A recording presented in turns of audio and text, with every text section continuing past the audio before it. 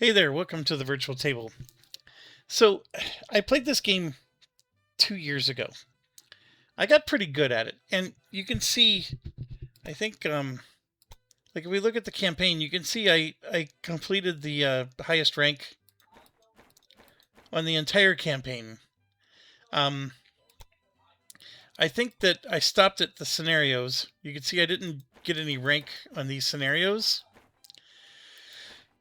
and and then of course there's a lot of expansion packs that have come out since then that I did pick up, but I haven't played them at all. And you can see I have no rank on any of the scenarios. But it's been so long since I've played, I don't remember how to play. So I gotta get my noggin reminded on stuff. Um, when it comes to these railroad games, I love railroad games, by the way. Um, there's a lot of railroad games that seem to be really bad lately. And I mean, I'm sure somebody loves them, but the the gold standard is Railroad Tycoon 3, which I did love that game. And this is probably the closest I've ever seen anybody get to Railroad Tycoon 3, although this one has some annoying features. Um, I really loved, for as far as the modern games go, Railroad Corporation 1. There is a Railroad Corporation 2 that's out that I did enjoy. But let's define what Jeff likes in a railroad game versus what he doesn't. For me, the magic started at Transport Tycoon, and then eventually Railroad Tycoon 1, 2, and 3. The Sid Meier's Railroad was a fantastic game, although it fell short of Railroad Tycoon 3, but it was still a great game. And there seems to be like a lot of droughts of these games. Then Railway Empire 1 came out, and I actually was frustrated with it because it just seemed like it was very backwards. I didn't understand it. I actually like Railway Empire 2 way more. Um, so I'll just get that out of the way. Um, the problem with this game is it gets cheeky with the stations. So, for example, if you have a station, you can only build 2 buildings in that station.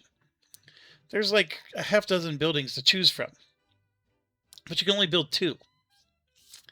And that just drives me mad because like cities are large and a station within a city should be able to come, like if you build a hotel, that's one of your 2.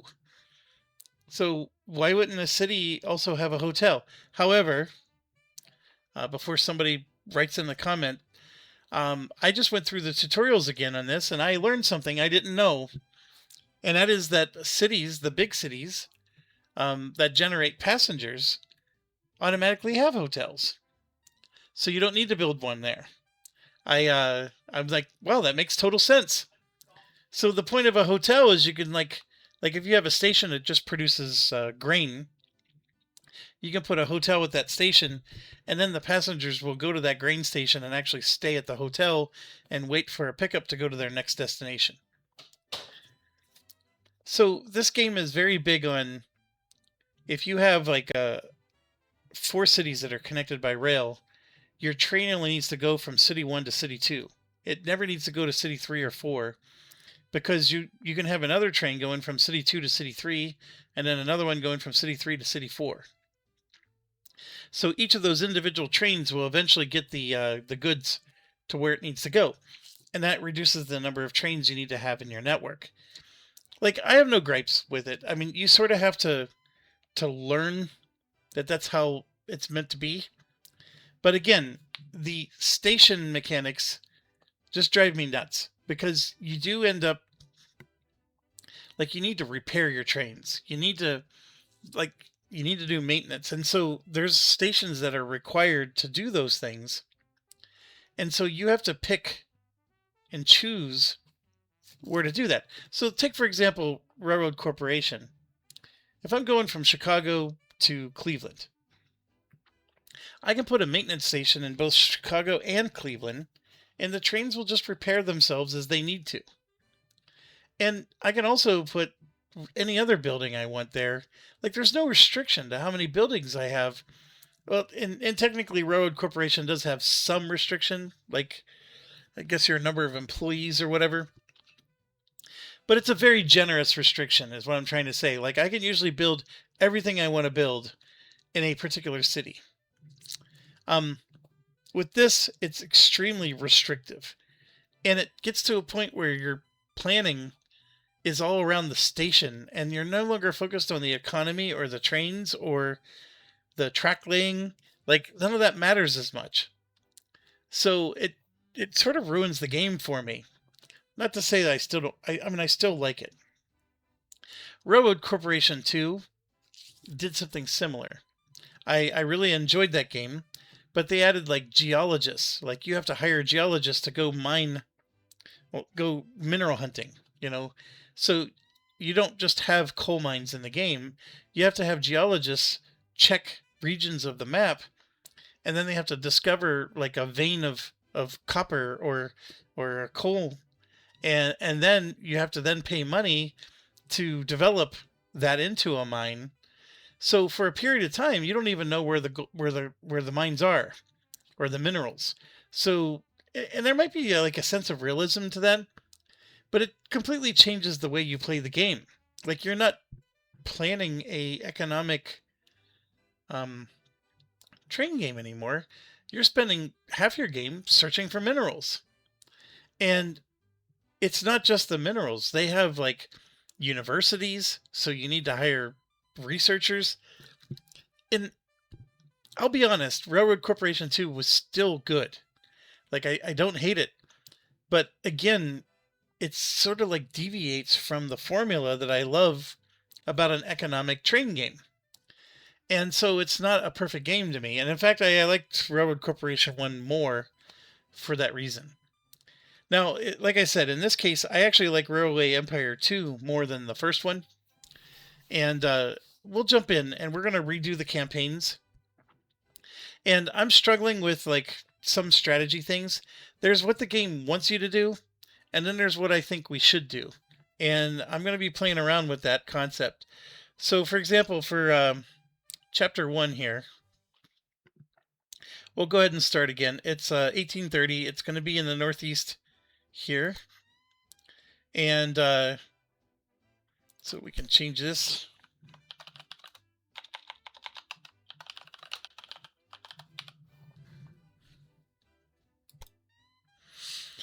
You don't get to change these things, and you have your auction costs are reduced, which is good. All locomotives are 60% cheaper, fair, and passengers and mail are apparently not your thing. And it gives you like some background, because this guy is a professor, so that's his profession. When you play the scenarios, you get more flexibility in being who you want to be. But for the campaign, you just got to use whatever they give you. And I think these are historically accurate, some of this stuff. Don't quote me on it. I could be wrong. And I'm doing automatic signals. You could do a bunch of manual stuff.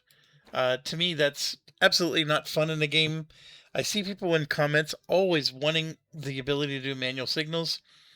To me, that's madness. But anyways, ability to found cities and stuff is actually really cool. But none of that's available for the first campaign.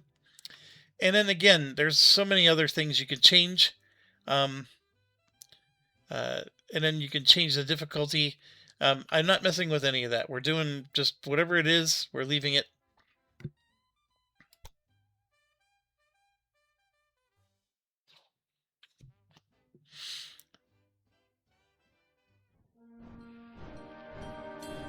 The 19th century was a golden age of loud. technology, especially for those of us whose hearts beat with the steady pace of the locomotive.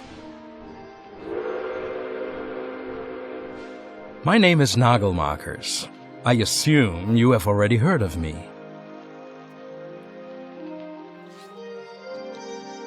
When I was young, I had a dream. A cross-border luxury train from Paris to St. Petersburg.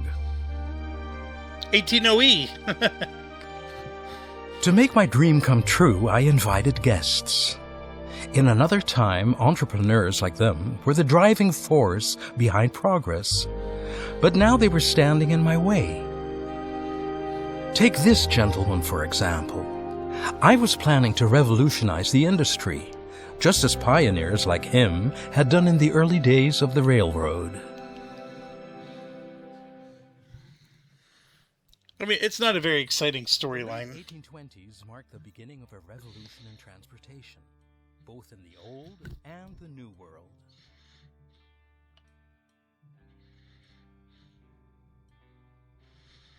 Fueled by steady growth, the industrial centers on the East Coast demanded more and more resources in less and less time.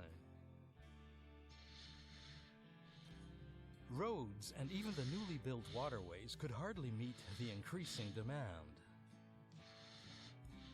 Newly built waterways. However, inspired minds had combined the idea of tracks and the new invention of the steam engine into a powder keg that was to shake society to its foundations.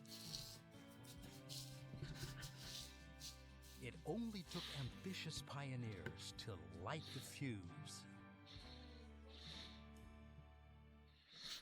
I don't know of too many waterways that are created other than maybe the Panama Canal. Glad you're here.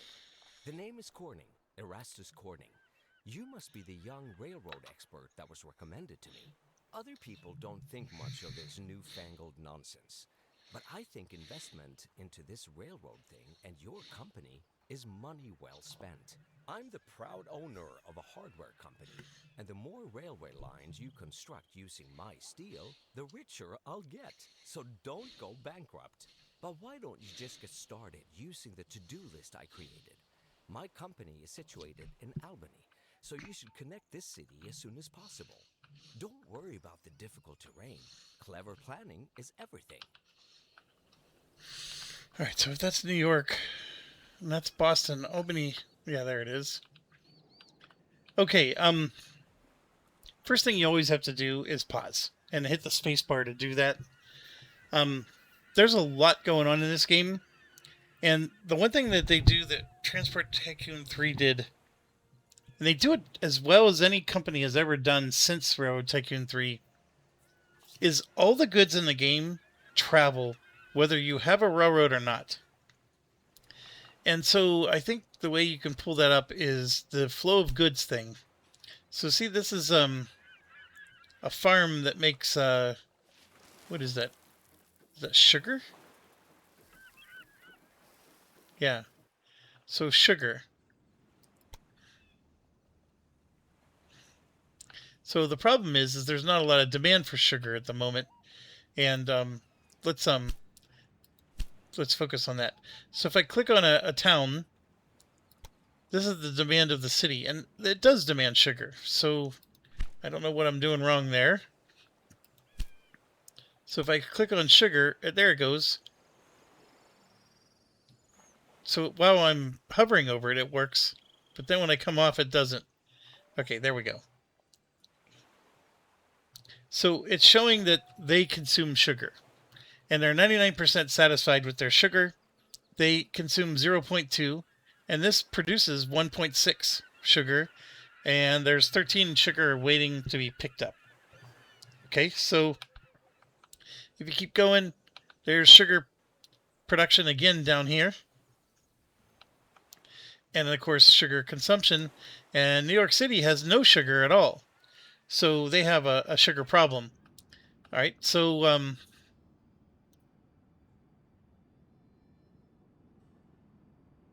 there you go. All right, so let's get to a little bit of the brass tacks. So I'm going to get out of this and click on this again. And here you can see that there are currently 3 crates, or 3 supply of sugar. And each of these crates represent like one cargo that a train would have. So a train car. This is the current delivery by train, which of course is 0 because there's no trains on the map. And currently they're consuming 0.2 a week. Now they're 100% satisfied because there's 3 sugar already there. Now, why is there 3 sugar there? Well, it doesn't show it with gory detail, but it's because this farm has sugar that is being transported by road to Portland. So and what's the formula? Don't ask. I don't know. But there's a road that goes from that farm to Portland. And so whether it's by horse or buggy or whatever, sugar is being transported to Portland. And that's why they're getting their sugar. And they're 100% satisfied at the moment.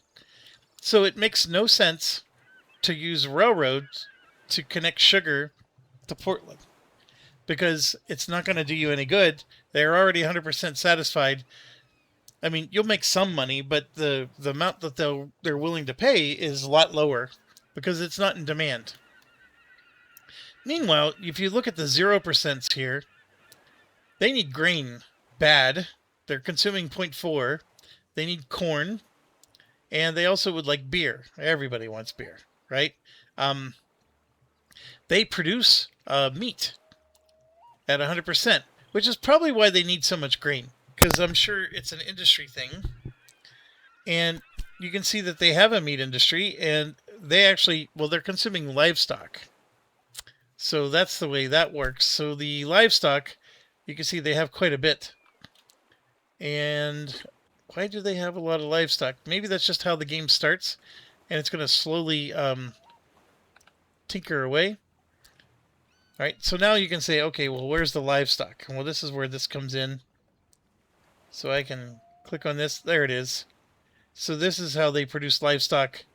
And you can see Portland needs it, and so does Boston. So this is going to be a lucrative industry. Now this livestock, you can see there's no trains. It's currently privately owned, and it's producing quite a bit. And then, of course, this is the station. But it's not a city. So if you'll notice, there's no demand here. This is purely a production area.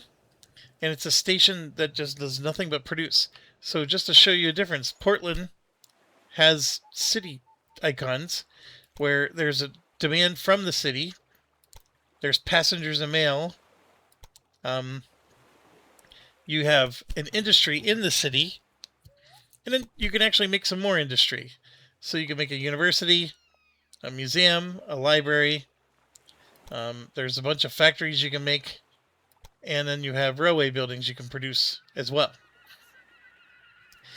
Now, when I told you that you're restricted to 2 buildings per city, it's 2 buildings per train station. So the buildings inside the train station is different than the buildings within the city. So if you'll notice, there's no hotels on this list.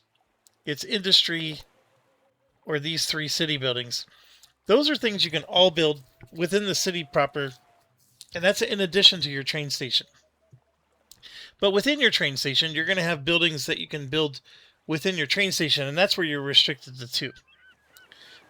All right, so getting back to goods and flow of goods. So as you can see, there's production areas or farms, and then of course there's consuming cities. One last note about the cities. You see that the fulfillment of demand is 50%. So if the city ever grows to 35,000 citizens, they're going to demand milk. If they get to 40,000, they're going to demand vegetables, and then apples, and it keeps going, right? All the way down to advanced goods. The basic rule of thumb is that if a city's fulfillment of demand is below 40%, it'll shrink. If it's above 60%, it'll grow. And right now it's hovering in the middle. And so you're seeing that their population, and actually you can see that you're only allowed to have 2 industries with a population from 40 to 90,000. Which is funny because this is 20,000, so it's not even at 40. So maybe they're restricted to just 1. But anyways, I don't know why they're giving that message, but they'll show a green arrow with a up point or a red arrow pointing down if it's shrinking or growing. just understand that it's based on fulfillment of demand, and 40% or lower makes it shrink, 60% or higher makes it grow. And that's not counting, there are some, like if you look at the library here, you need at least 50,000 citizens, but it increases the fulfillment of demand by 10%. So it helps to prevent it from shrinking, because they're going to start demanding a lot more goods. So this helps counteract that. And then this increases tourism, so it's going to increase passengers. But you need over 70,000, and then this one requires over 90,000, and it's required to grow above 100. So some of these buildings are going to be way out of reach, like definitely not this scenario, right? The only city that's even going to remotely qualify would be New York. And it shows you, like if you click on the industry, you could see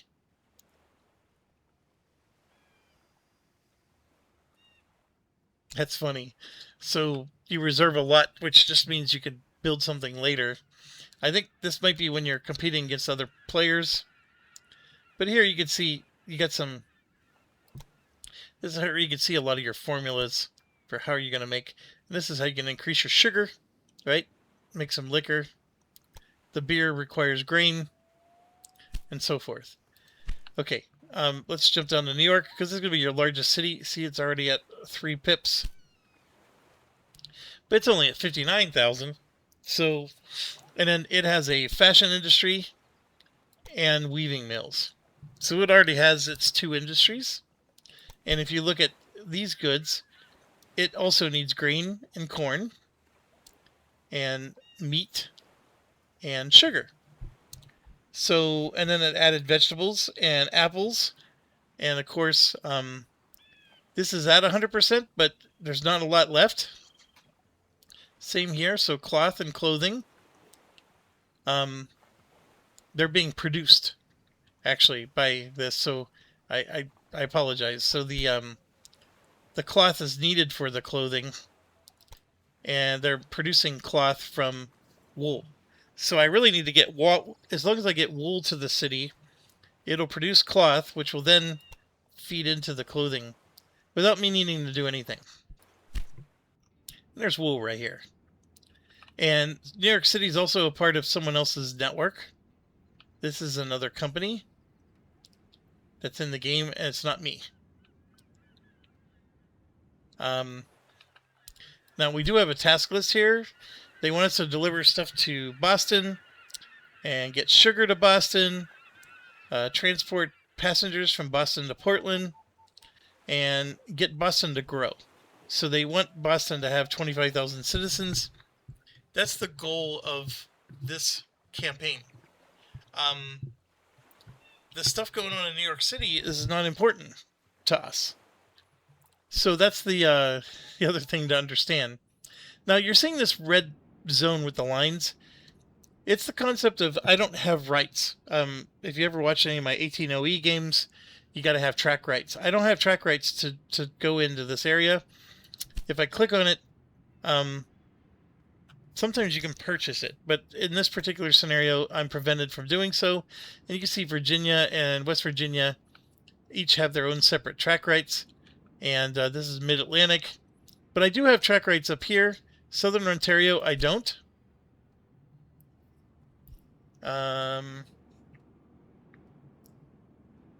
So I could lay tracks. It's just explaining I would have to recompense the inhabitants.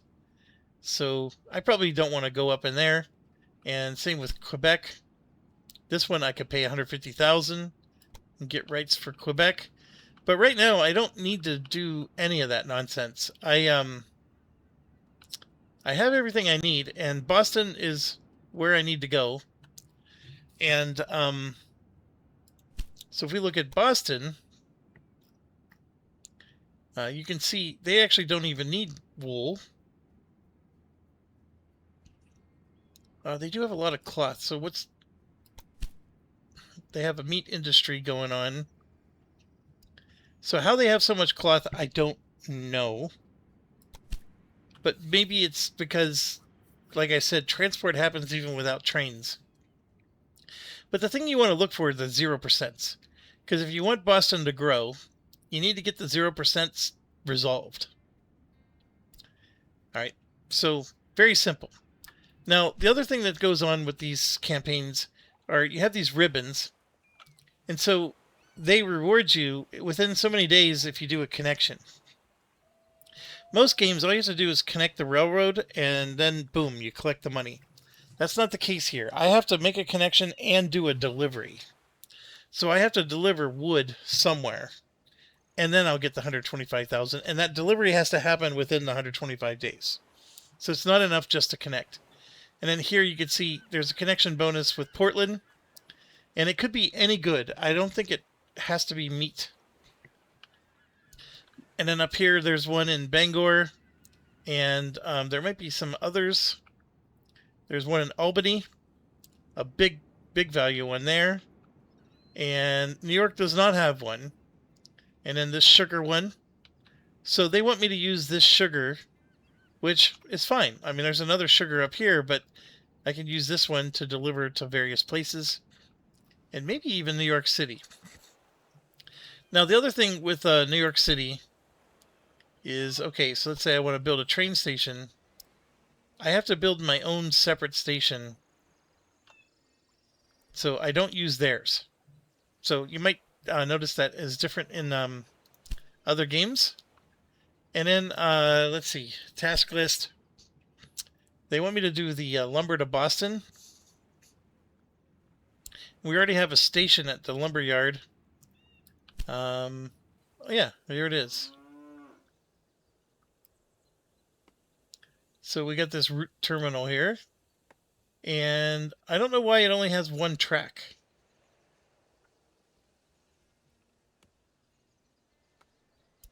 Oh.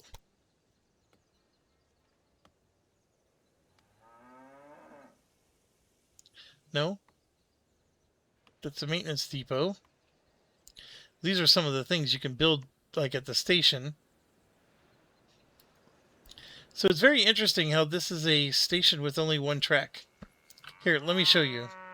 So if I'm going to build a station, for example here,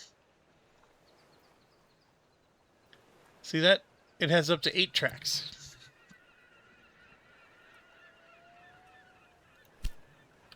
And if I were to do track construction, oh, there we go. There's the 8 tracks. So only one track has been built so far, but here's the 8. Now I want to show you something, because this is getting into why I'm curious about breaking the design intention of the game. If I want to build this track here, it's going to cost me, and just look over here, you'll see it's going to cost me $2,365 total, where 222 of it is earthworks and the rest of it is track, right? So now I'm going to, whoop, I didn't mean to cancel that fire. So now I'm going to delete that, and now I'm going to go on the second track here. Take note that there's an automatic station platform cost of $50,000. And that's true anytime you use the second track. And then let's go to the third track. Now it's $100,000. And then the fourth track, $150,000. And now I'm going to go to the last track, $350,000. So it looks like you can use all 8 of these tracks, and that sounds awesome. But if you ever decide to, so some of the spirit of the game is I'm going to use the first 2 tracks for freight. And then I'm going to use the next 2 tracks for express, like mail and passengers. Makes no sense here. There's no passengers needed here. But just bear with me on that. So now I'm using 4 of these. One to go out, one to come back. And then the other one to go out, and the other one to go back. And you keep the tracks separate because you don't want the slow freight trains to slow down your express trains. So your express trains can go zippity fast, and they have their own dedicated track line. for it. And the idea is you go out with one, you come back with the other. So you would use 4 of these tracks. And as you can see, that's 150,000, 100,000, and 50,000 more. So that's $300,000 just to lay those 4 tracks. Just the cost of connecting to them. It costs more to actually lay the track. Anyways, one of the thoughts going through my head is it's free. It's absolutely free to use the first one. So what if I did loops? So I come down to Boston, deliver the lumber, and of course I connect to the free single track on Boston, and then I just come back around this way and connect here, and it's just one single one-way track that loops around. I just saved myself $300,000. Then, okay, now I need a express line. Well, I mean, this makes no sense to do an express line here, but again, bear with me. If I need an express line, I then pay the $50,000 for track 2, and I make it a one-way, and I loop it around. I actually think that could be cheaper. Now, there is an argument to be made that if I make a direct track that goes between these 2 cities, that's going to be more lucrative than a loop that goes around, because, you know, this particular loop here is going to be inefficient. Maybe. I don't know. The point being is that the 400 or 300,000 is very cost restrictive. I mean, I'm starting with 2,500,000, but I promise you, as we go in this campaign, you're going to start with less and less money. And everything has a cost. So if I can reduce those station costs by doing loops, then I think that would be better. So anyways, let me demonstrate for you how. Obviously, the first thing we want to do is get Boston going here. So the white is your station. So if I do it this way, the $0 track is on the right side. If I do it this way, it's on the left side. And if I do this, see, I'm reducing the number of tracks I can have because that building is blocking me. So this would allow me to have all 8 tracks. So I'm going to go ahead and do this. It's going to cost me $50,000 just to lay my station. So there you go. That cost me $50,000, and everywhere else I lay a station, it's going to be $50,000 more. And here you can see these are some of the buildings you can have. So you can have a post office, a market hall, which increases passenger revenue. A restaurant also increases passenger revenue. A dispatch hall that just shortens the wait time for trains. And a maintenance depot. And this is what I'm trying to tell you. I can only build 2 of these at that station, even though it's in the middle of a giant city. So, like, why? Why is that important? I don't know. And that's what drives me nuts about this. Now, the city itself, like I said, can build all these buildings. And then there's some railway buildings that they can also build. So going back to the route terminal, they let you build a restaurant, a dispatch hall, and a maintenance depot. So it's a lot less because it's not inside of a city. I'm pretty sure that these industries are within the loop. And I'm trying to think, how do I look that up? Is it the good flow? Yeah, see that circle? So I'm inside the circle. So that station will have both of those goods available to it.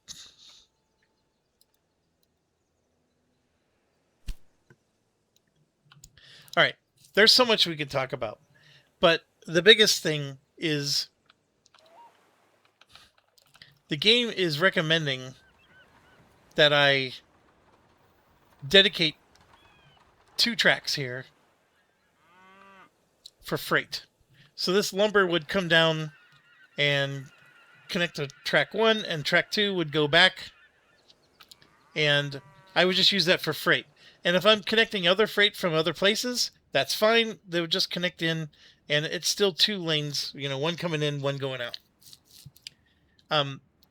Then if I wanted to do express, I would use a track 3 and 4. Now, we already know that we get penalties to express, so this game is not really asking us to focus too much on that, because our company has all these 15% less revenue from passengers and mail, so we're sort of discouraged from doing express anyways.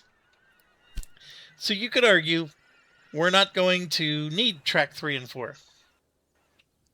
But I can see making a loop, like we said, where I only use 1 track, and then it loops around. And then if I need to connect to Portland, that loop can just continue and then come in through the north of Portland. And then if I need to connect to Bangor, it can go around and connect to the north side of Bangor and then down. But here's where it gets problematic. Delivering passengers from here to Portland would require somebody to go all the way through Bangor and then down, or I can have little cheater loops, right, that cut they don't need to go all the way up to Bangor if they need to just cut the loop to go to Portland. So there's a lot of cool things you can do, and you can make it all work on just one single track, and then the trains are just all sharing that one track through this massive loop. And we can keep adding more loops. And in fact, I could have this loop, and then I can create another loop that goes through New York and Albany, and then I can just have cheater train or connections that will connect this loop to that loop. There's a lot of things we can do, and I did that in the Train Valley World series quite a lot. I was actually very happy with the looping system. But there's one more thing, and I did sort of touch it at the beginning. This game allows you to deliver passengers from Boston to Portland, and then have a separate train go from Portland to Bangor, and the passengers from Boston will go all the way to Bangor. So any passenger wants to go from Boston to Bangor will actually take it and drop off here, and let another train pick it up and drop it off there. The game is that sophisticated that if there's passengers that want to get up there and they see that there's active trains that will get them there, they will take the route. And you can see all that here. So right now Portland has 14 passengers that want to go somewhere, but there's no connection by rail available for them. So once I make a connection by rail available, it'll start showing how much demand they have to go to these different locations. So these guys want to go somewhere. Some percentage of them want to go to New York. Some percentage want to go to Bangor. The point being is that until I get those cities connected, you're not going to get to see where they want to go. But this is where you would get to see it when you're ready. Okay, what else do we need to talk about? Regarding the stuff on the top, there's a personnel tab. We're going to ignore this for this scenario, but here's the key thing to understand, and I don't have a good tweaking of how to do this, but every train that you purchase requires personnel to run the train. So this is where it gets to, you want to minimize how many trains you have on the map. So on an 8-hour shift, trains run 24 hours a day. So if somebody's working an 8-hour shift, you need 3 people to operate that train, because the train's running 24 hours a day. So if I purchase one train, I'm going to purchase 3 engineers, and it's going to be here. It'll show 3 engineers at 100%. If I increase their hours to doing 12 hours, then I only have 2 engineers. But here you can see their efficiency is dropping. And then this could cause your trains to break down more frequently. And they have a quality score as well. So I'm going to bring that back to 8. So now everything's back at 100%. I can improve their employee welfare. You can see it's improving things. Everything costs money, folks. All this is, like, if you want to train them extra, Yeah, that's great, but it's going to cost you more money. Now, why am I seeing no money here? Well, because I have no engineers hired. As soon as I buy my first train, there'll be 3 engineers here, and then there'll be a cost on each of these. And that's a weekly cost that you have to pay just for those 3 engineers. But it's not just that. You also have stokers at 8 hours. So you're going to have 3 stokers. And then you're going to have just regular train personnel. That increases the popularity and ticket prices. So you can see that. And then the stoker increases the maximum speed. So if you increase the quality of their training or whatever, you could actually potentially make your trains a little faster. Security. They allow for safe transportation of freight and mail. Now this gets pretty wild, but you can actually compete against other corporations that can hire saboteurs to blow up your stuff. So the higher security will prevent their saboteurs from succeeding. So when you start getting into competitive stuff, security is really going to matter. And there it is, the saboteur. So I can go spend this much money. It'll take around 40 days, and it'll probably find a quality 1 saboteur. Or I can just, that's the maximum amount, and then I can get a higher quality saboteur in less time. But again, I'd have to spend money, and then of course use that saboteur on an enemy, which here, this is my company. There's my cash, the tracks, you can see. And then there's a quarterly report, and then I do have a competitor. But this guy is actually friendly. He's the one that hired me to do what I'm doing. And you can see all of his stuff. And he's listed as a competitor, but I can't buy his shares, which means I put him out of business or whatever. And I can't merge our railroads. And then there are some loans, bonds I can take. And I can actually buy stock in different items. So construction industry, raw materials, industry, or transport. And this is just gets very confusing, but just think of this as just a regular stock market. It has nothing to do with my company. Like my company, because I'm going to be transporting raw materials, I might cause the raw materials stock value to go up. So if I own shares of raw material companies stock, and I'm transporting a lot of raw materials, then the value of the stocks will go up, and then my shares will go up. So my train company can cause these things to go up. But these are generic shares. Don't confuse them with company shares. This is company shares right here. So I have 0 of those. I have 0 of his, and I can't buy his. And I also can't buy my own, which is, I think, part of the arrangement is he's paying me to do this. But I can buy shares of this stuff. So you don't have to let your money sit. You can try to make money with your money, right? Transport, I'm assuming, is people. This is, of course, your industry, like the beer. And then the construction industry, they separate these out, and I don't know. We'll have to look it up. There's a little tips and trick here. So let's do that.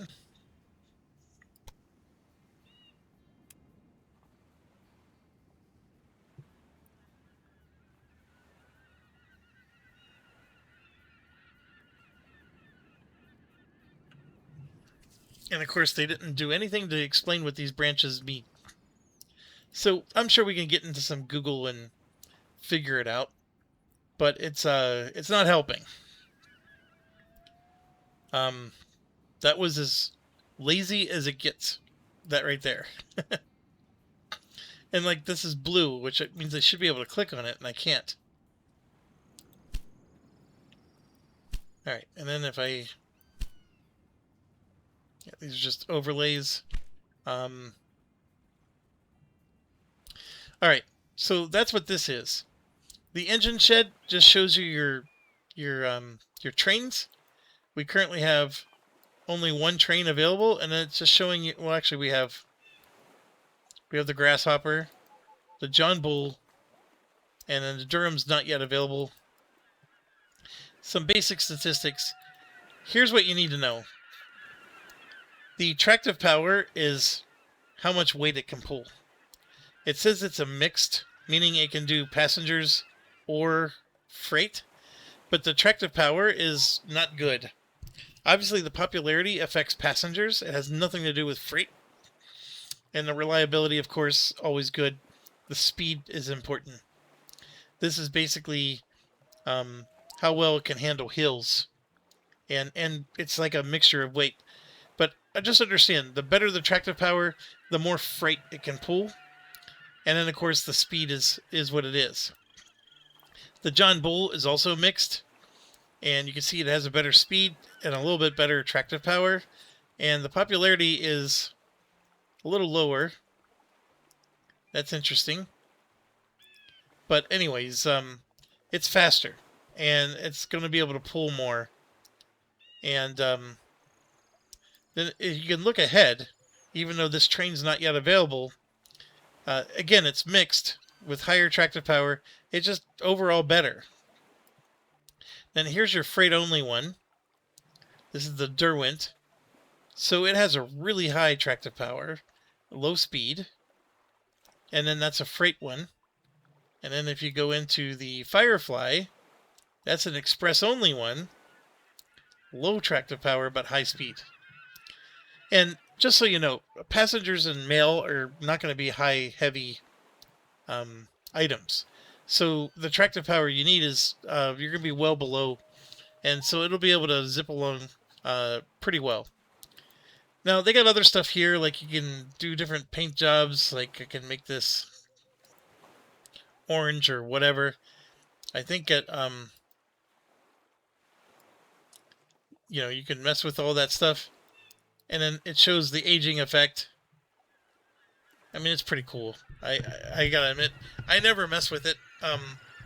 But obviously, you could do stuff like that. And this is also where you can replace engines that are already out there. There is a research tree. And currently I have 200 points of research. I am not sure that shows on the main screen, which is a little annoying. But basically, you can scroll with your mouse or just press D to jump 10 years. So the research tree goes on and on and on. I think for this scenario, I can't go past this line. But right now, I have 200 points, and currently I have this seat upholstery thing, the grasshopper, and a train whistle. So this helps with ticket prices, whatever.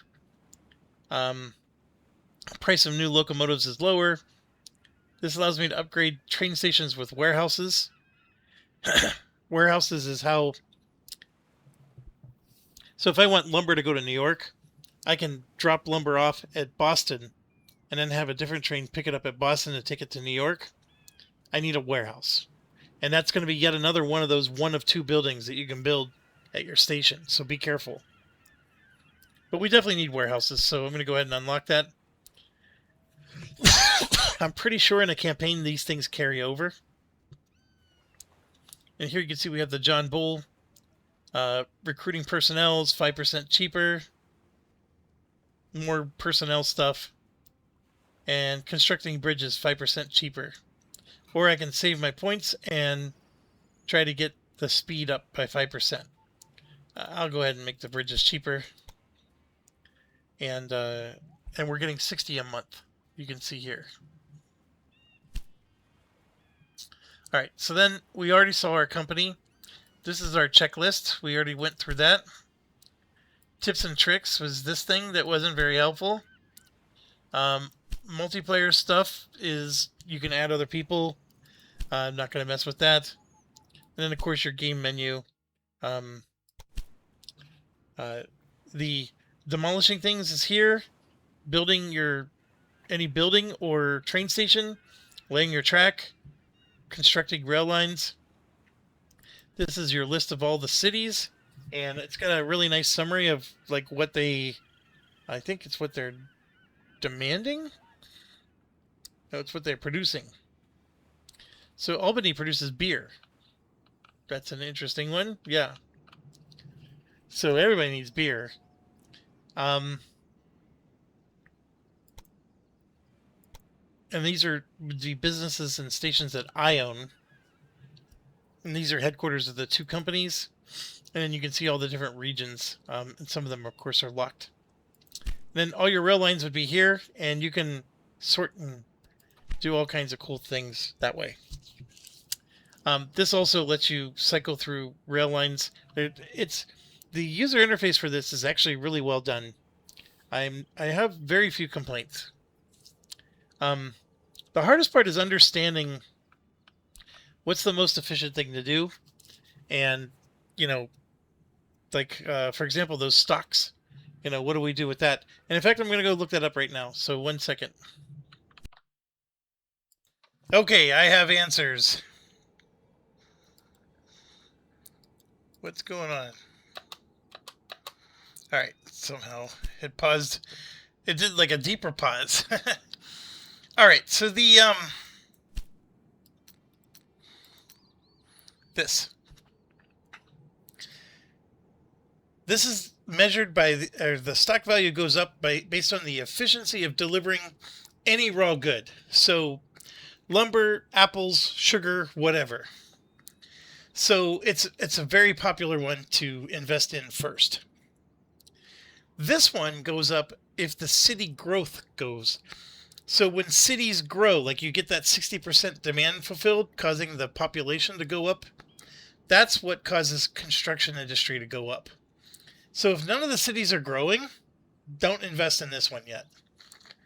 Industry is any industry that has an input and an output. So the livestock, the thing that was confusing me is like, you know, there's lumber in the game. I thought lumber was construction, but that's not the case. Any industry, including lumber, is here. And the last one is any transport. It's not just passenger, but passenger transport influences it the most. So that's what I got. And then, of course, you can take a bond and then use it to just buy your stocks and then hopefully make more money in the stocks than you owe in the interest on the bond, and then pay off the bond, presumably after you could sell off some stocks. It's a way to make money early in the game, because you can swing in now and maybe buy stuff for cheap, and then, you know, and then as it goes up and up and up, you know, and how many can you buy? Quite a lot. Looks like I can buy up to 1,000. Which would be almost all my money. But anyways, and here you can see the price and how it's done. And you can see performance. Industry has gone way down. Same with transport. Okay, we got what we need to know. My thoughts are, obviously we need to get this connection in. We need to connect and get these connection bonuses, because this is a significant amount of money. Being able to get these and going. I could do the New York thing, but like I said, I don't have a lot of control. I mean, I can try to fulfill their 0%. That could get me something, but let me just make sure. So, for example, he has wool, and I'm assuming he's going to deliver wool. We might be able to help with the sugar, because he doesn't have any sugar in his network. I just don't know how much we can rely on it. Maybe some passenger revenue. New York would be good, but there's no connection bonus, so we can ignore that for now. So if I wanted to get all my stations in, now the key thing to understand is I made it so the tracks are this way. So I want to make sure that all my stations are aligned the same way. So I want to make sure the tracks are going this way. And I got to be careful, because I need to be in the green, but I don't want the tracks to be blocked. So I think I'm going to go on this side of the city. And again, every time it's 50,000. And then we need Bangor up here. So we're going to try to do the same.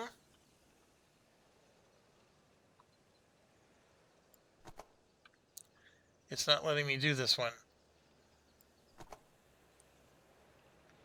You must first connect the train station in Portland to your rail network before you may construct another train station in a city. Ah, alright, fair enough. So I can't just lay all my stations first. So I gotta do Boston. And then I'm gonna just... I mean, I could sort of follow the road, right?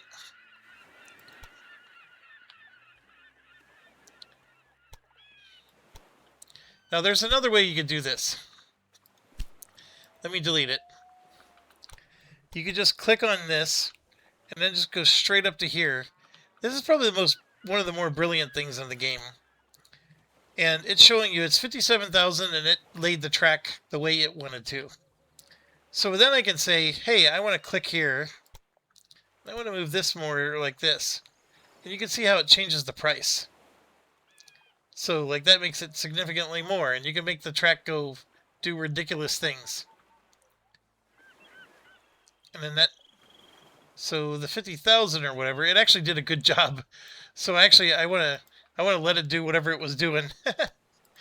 Let's go back up. We'll connect. I do want to have 4 tracks wide, so we do need to be careful. So like here, I may want to click and move it a little bit to the left. Pay a few extra thousand.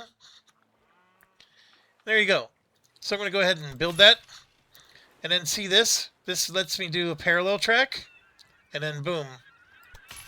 Because it knew I wanted to do parallel tracks, right? So now I could do track 3 and 4 if I wanted to. But I think I'm going to wait on that. Well, here, let's see what... See, track 3... It's going to cost 100,000 just because of the platform. So the 52 is cool, but I'd rather connect all the cities first. Alright, but we're not done. When you lay these tracks like you do, I'm going to go ahead and delete this. You have to do what's called a gridiron, where I'm coming in and I'm going to connect these here. So what this means is when the trains come in on either track, they will use either of these for loading and unloading. And same up here. Alright. And then I'm going to use directions. And I screwed up. I want it to go like the way Americans drive. There we go. Alright, so, and then somewhere in there, you need to have a supply tower. And I'm going to put it inside of this area here, on this side, like so. And that supply tower, the trains will stop to get sand, water, whatever they need. Okay, now one more thing. We need to get this track to come out and then connect in to this one. And remember, we're going right lanes. And then I would need another one.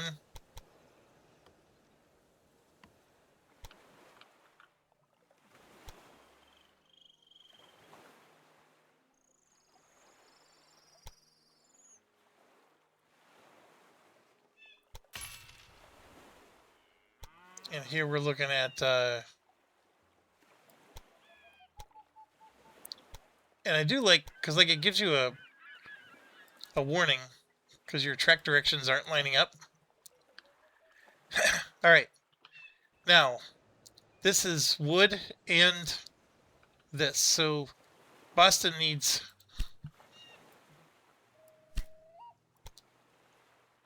wood. I mean, currently it's demand satisfied, but it won't be later. And then up here... in Portland, they may need wood. But then when you get to Bangor, they may also need wood. So just a small little thing we got to do here. So now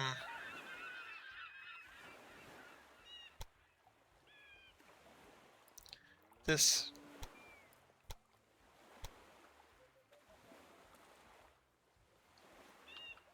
maybe we got to do it from here.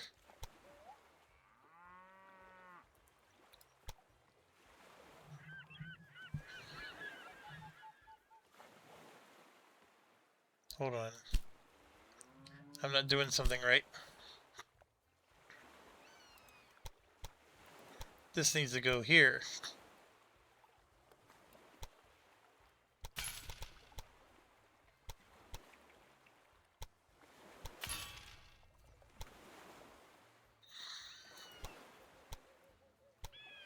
There we go. So that lets the trains go wherever they need to go, up or down. And like I said, now you have to do like a warehouse, right? So here's the next thing. If I want this wood to go all the way up to Bangor, I can build a warehouse here at this train station.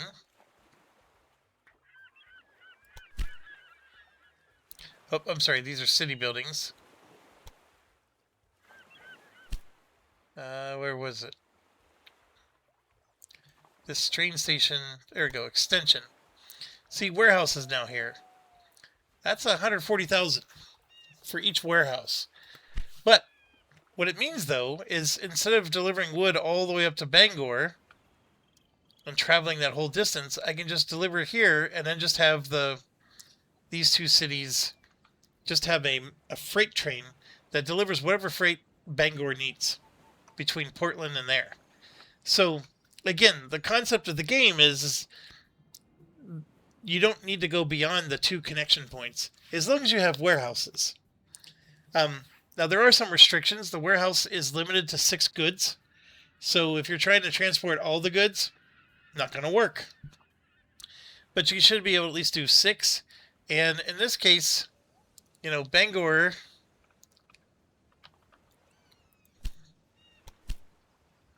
they don't need the livestock. They do need the wood. So then, you know, you got to be a little smarter. Like, the corn and the sugar seems to be something that everybody needs. And the wood. And there's some milk there. That, I think, is coal? Yeah. So where's corn? We got some apples over here. There's some grain that we need. Corn is all the way over here. But man, oh man, that would be a lucrative thing to deliver. But let's stay focused, because as much as, you know, it'd be nice to, you know, feed everybody corn, we got Albany here with the beer that we need to connect to. And this, Albany is going to need this as well. But everybody needs grain. Like if you come back over to Boston, for example, they also need grain. They consume 0.4. I mean, it's not a huge amount, but they do need it. So a couple more things. So right now, I'm going to get a train, and we're going to go from Route Terminal. Why is it not going to Boston? What did I do wrong?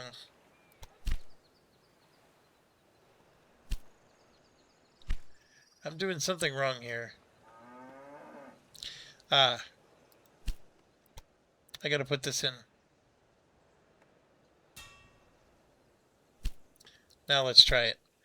So if I go from Route Terminal, there we go, to Boston, I'm gonna have the John Bull, and I'm gonna do just one train that goes back and forth, and I'm gonna do freight only, and then confirm. So what will happen is that train will load here, and it's going to load livestock, because now I have a mission to deliver this, but it's going to load livestock because Boston desperately needs livestock more than wood at the moment. And it really does look dynamically at the demand. You can see I have 6.3, but I'm consuming 2.4. Right now I have plenty of wood, so it's actually not going to deliver wood for a while. Now, what I can do is, remember I have this ability to go through my trains. I can edit the rail line and say I want to do 2 trains. So now it's going to do 2 freight trains to Boston from here. And the idea being that I feel like I need to deliver a lot of goods to Boston. And I can't wait for just 1 train to go back and forth. I actually don't know if I need 2 trains. I mean, it does tell you that it's 7.5 days to deliver 1 time. I will tell you that the cows tend to consume the entire train, and the wood never comes until much later. So I'm going to leave it alone for now. And like I said, another way you can pull it up is you come over here, and you can see you have your route terminal to Boston. And one other thing, you can always rename your station. So I could say this is Cows and Lumber, because, you know, I'm one of those types of people. So now when I'm looking at this, I can see Cows and Lumber to Boston. I mean, it's just the simple things in life, folks. This game does a great job. So what I do, though, want to do is, for now, let's get a John Bull going. And we're going to go from Cows and Lumber to Portland. And again, it's going to be freight. Now, these guys also need cows, don't they? Holy crap, I didn't even realize that. Because Portland also has a meat industry. Wow, I didn't even realize that. So yeah, getting the lumber to deliver is going to be a little challenging. Alright, now we can get Bangor in the mix, and the connection bonus is any good, so we could do passengers between Portland and here. I still have 2 million left, so I have plenty of money. So again, now they're letting me do it. So I'm going to go ahead and get Bangor in the mix. Make sure the tracks are facing the same way. And then we're going to choose the cheapo one. And I'm just going to drag it straight down and connect to the cheapo. So click once. It doesn't build yet. Now I can see, like, right here, it's going to make expensive tunnels, right? So I can click in the middle here. And you can see the different controls. I'm going to hold down the shift key and move my mouse up. Then I'm going to click over here and hold down the shift key and move the mouse up. There's a gradient, but I got rid of the tunnels. You see that? That's how you got to do it. Alright, so I'm going to build that. And then I'm going to click this button and build the next one. Alright, that costs a bit of money. And then we're going to get this in play again. Because remember, it didn't work without them. And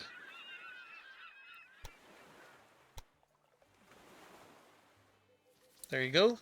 So we got our tracks in play. And I need another one of these. So I'm going to go ahead and put it over here on this end. Okay. So now what I'm going to do is I'm going to have a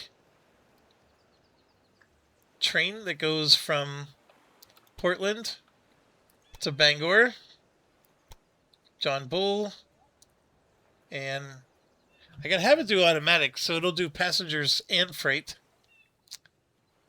I'm going to go ahead and do that because I don't think I need to focus on which is which. Then last but not least, if I click on this and I do an extension and I build a warehouse, 140,000, right? So I'm going to go ahead and build that. I'm going to tell it that it can transport grain, wood, corn, beer, sugar.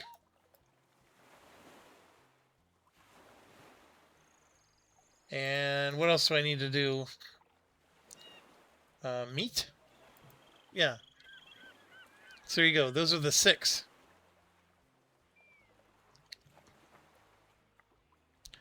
And so what that means is it'll hold on to those to deliver to other cities that are connected to it.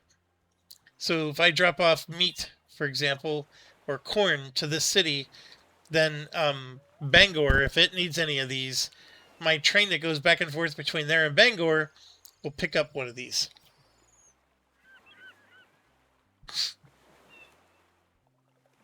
Now you might be wondering, can I build another warehouse? And the answer is no. And the warehouse is here, and I can always come back and change. Like, it's telling me what goods it doesn't do, but I can always remove them and add and switch it around. But that was expensive. But anyways, that's how that works. I do need to get some sugar into the mix, and we also need to get Albany into the mix, because again, like I said, I want to get all the connection bonuses because there's really good money to be had. So let's get a train station going here. And this time we're going to do the sugar one. And then we will connect sugar to there. And that's looking at $1 million. That is ridiculous. So let's maybe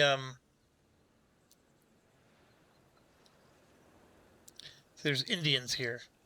I can't go through the Indians.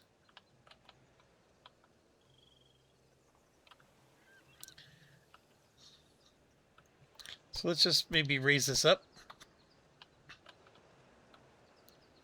Now when you raise stuff up, it does cause a gradient, right? So it's going to, like, that's a max of 36 miles an hour. But anyways, a lot cheaper. So we're going to go ahead and build that. Build the parallel. Get the gridiron in.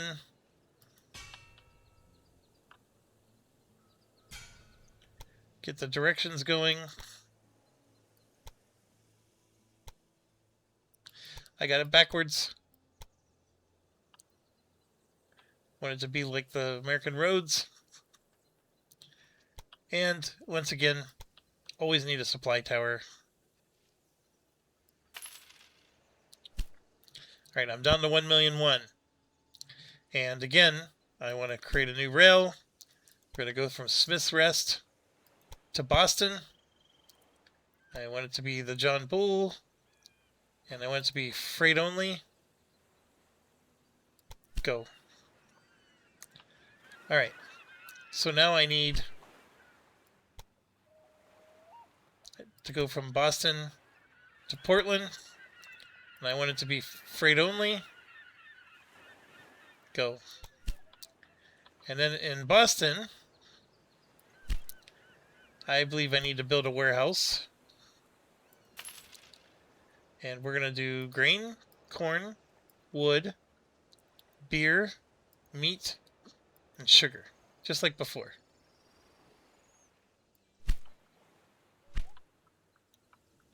Alright, so we got the one train going back and forth here, one train going back and forth between these two. And you can see I'm getting low on money, and this Albany is going to be an expensive connection. So we'll get this in play. And then, again, connect Albany to there. It's 1,000,000.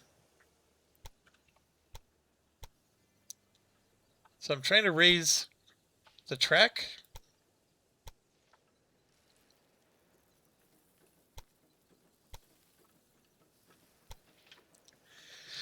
You got to be careful of how much you do, but sometimes you have no choice.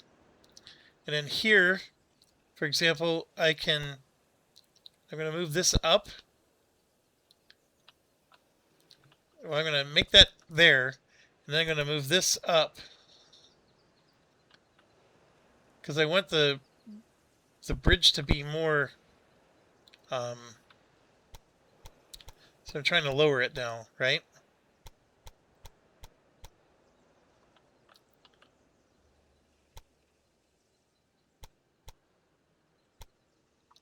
So I'm getting rid of all these bridges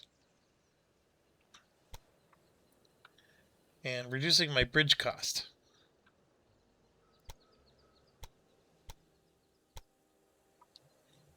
There, I got it down to 201. It winds a little bit, but I'm going to do that. And then the next one is 173, so it's a little bit cheaper. That just means that the earthworks was expensive. And then the second one wasn't as expensive. And here you can see there's a connection bonus. And Albany, that doesn't even have a lot of beer. This, I think, will fill in as we get more other things going. It needs grain really bad. But anyways, let's do a rail line from Albany. And I'm going to do Smith's Rest. Well, hold on. Let's ignore this first. I got to do some other things. We got to get this in play.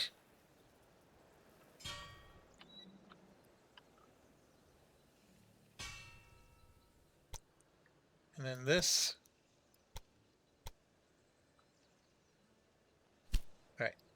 So now if we do Albany to here, I'm just going to do freight. That's going to be sugar. Just a pure sugar delivery thing. But then I'm going to make another train that goes from Albany all the way to Boston. And I'm going to have it also be a John Bull, but it's going to be 2 trains. In fact, I'm going to make it 4 trains. And we're going to make it... You really should keep the freight separate from the other stuff. You know what? I'm going to just reduce it to 2 trains. Now, I'll do 3, and we'll do freight only. How about that? So that's 55,000 more. And I always need to put a supply tower in. So we'll put one here. All right, and then it is going to seem expensive, but we do need to get this grain delivered.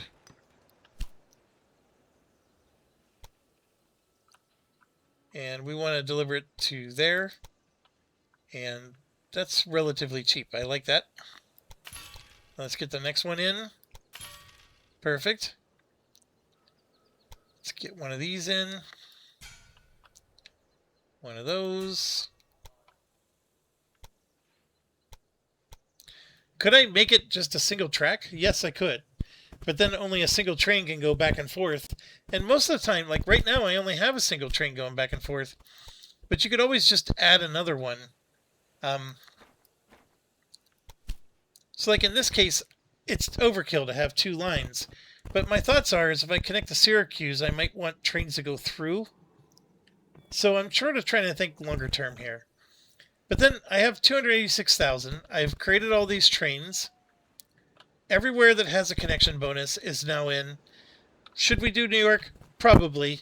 But that's neither here nor there. And then what I want to do is I want to go, with my money I have left,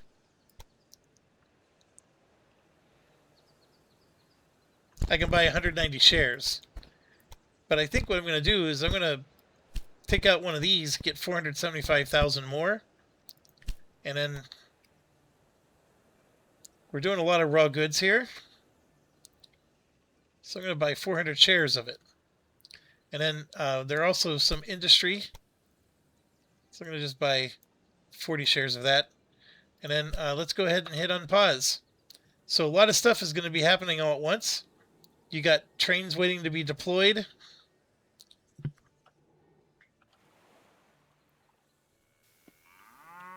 Here you got trains loading up. And you can see 2 of them loading up at a time. That's what the whole crossbar thing is helping with. And yes, you can go up to 3 speed. And the game does say that if you zoom out, it goes faster. So here you can see both trains are coming forward, but one of them eventually has to stop here. Yeah, there it is.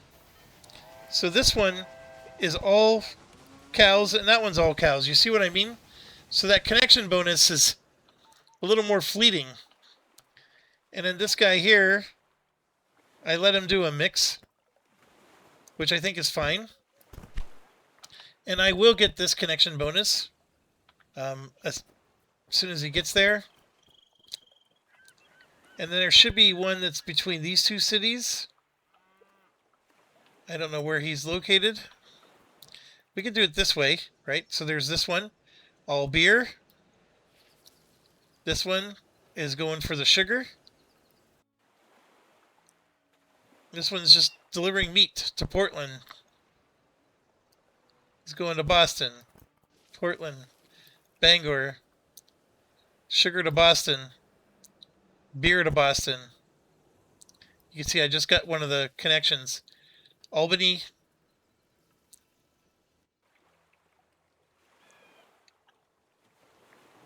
and this is going to Portland. All right, so we got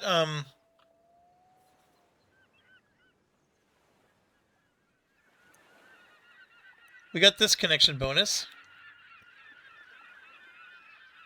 And we just got a 250,000 bonus. We got that bonus. Great. We got a whole bunch of them. Yeah, we delivered 8 sugar to Boston. So he'll chime in every time you get a check mark. So we got to get the wood still. Boston to Portland. We have to do passengers.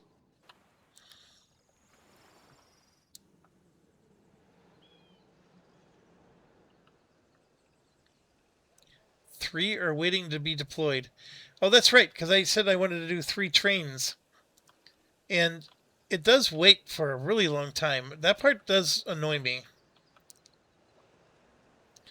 So there needs to be a way to put a signal in. So, like, why are they waiting for deployment? They're somehow thinking that they can't. I don't know the signal system or how to put a signal in.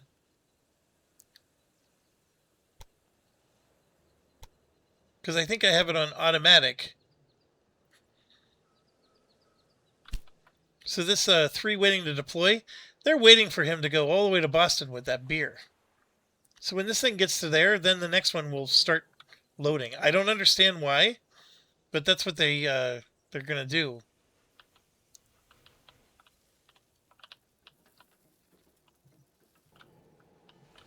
I'm losing track of where they are. Here you can see. Look, now they're loading.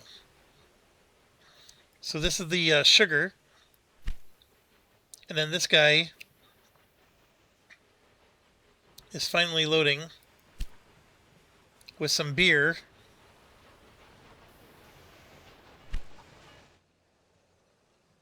And there should be one that's going back and forth between these. So, did I forget to build them? Oh, maybe I did. Did I forget to do these 2? Well, here. Rail lines. Starkrest is nowhere in here. Okay. So yeah, I forgot to do the most important one. So we got to get this guy going. I could have sworn I did this.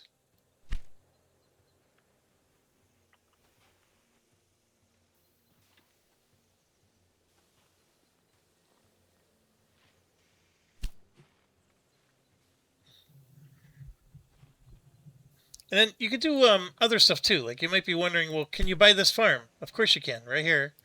And in fact, we got a discount on buying farms. So I'm going to spend 254, but I get a 30% discount.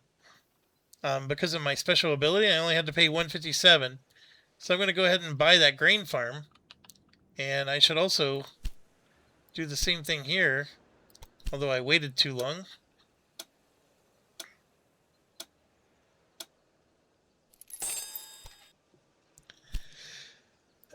Also, I should come in and,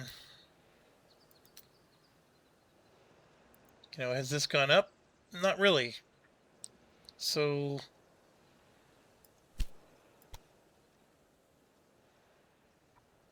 buy 340 more shares.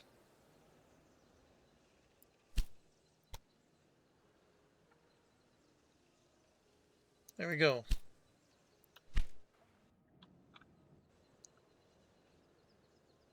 So the key thing is, I got to keep this guy supplied with grain.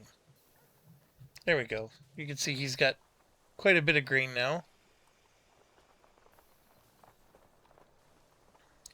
Now, one of the things we can do is this brewery here. It's privately owned.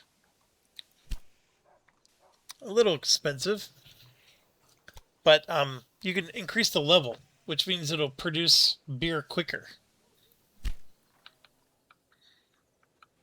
And if I come to my industry here, I can increase the level right here. So I can make 5.6, but it's going to cost.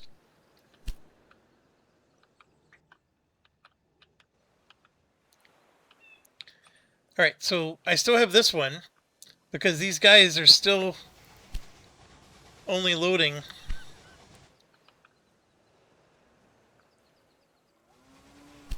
So what I'm going to do is I'm going to edit the rail line, and I have to increase it to a second train. I don't know where the other one is.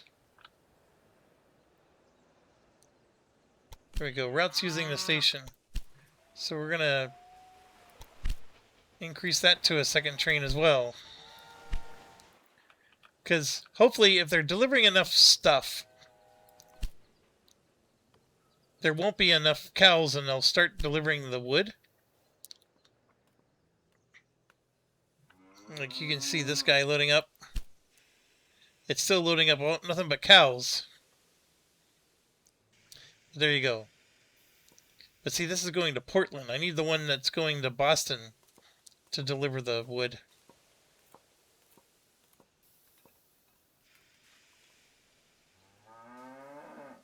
Well, I need that for the mission. To get the connection bonus, I just need... This is going to be sufficient.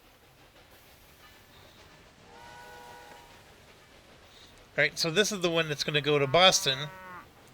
And if this loads some wood, that'll help us to finish our mission. There you go. Sometimes they have a deadline, but we're okay. And I also got to get passengers from Boston to Portland.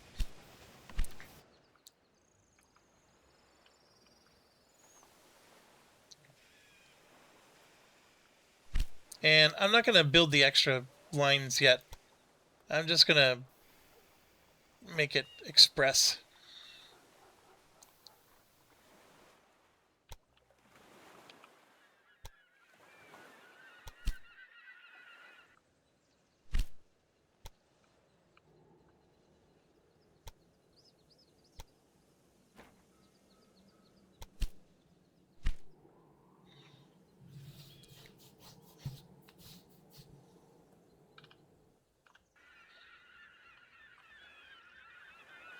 Alright, you got a little, like, hover thing. It tells you, like, freight is making most of our money. I'm paying $8,000 in personnel. So, again, remember, look, I have 42 engineers. So I pay $3,150 a week. And then stokers and security.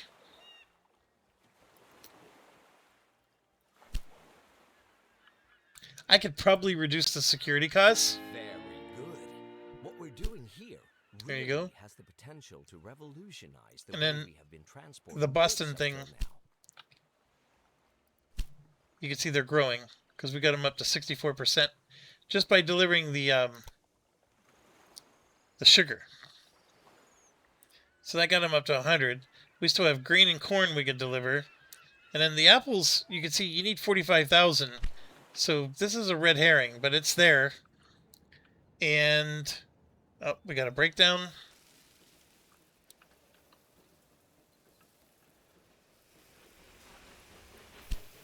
This is the it looks like it's my express train that broke down. That's no good.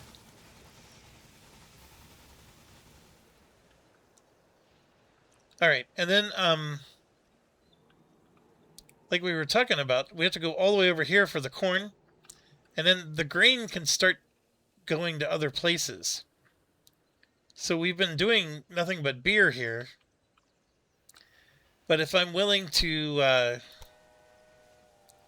like, it's probably going to max out on this. I'd have to build a warehouse. Let's do exactly that.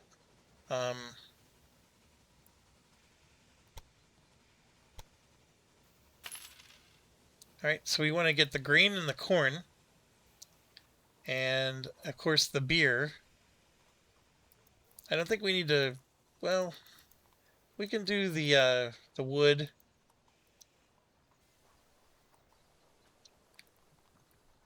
And the sugar. What else? And meat. There we go. So now what that allows is, as I deliver goods from Boston to Albany, I can carry those on to Syracuse and eventually Buffalo. But also, the grain I'm delivering from here to Albany can then go forward as well. Because I have 3 trains going back and forth between these. And then, of course, I have... and we can do that by clicking here. And the route's using the station. So I have 3 trains that are freight. And you can see the little box that's carrying only freight. And then Albany to Smith Rest, that's the sugar one. Boston to Albany, this is the express one. And then Stark Rest, we have just one.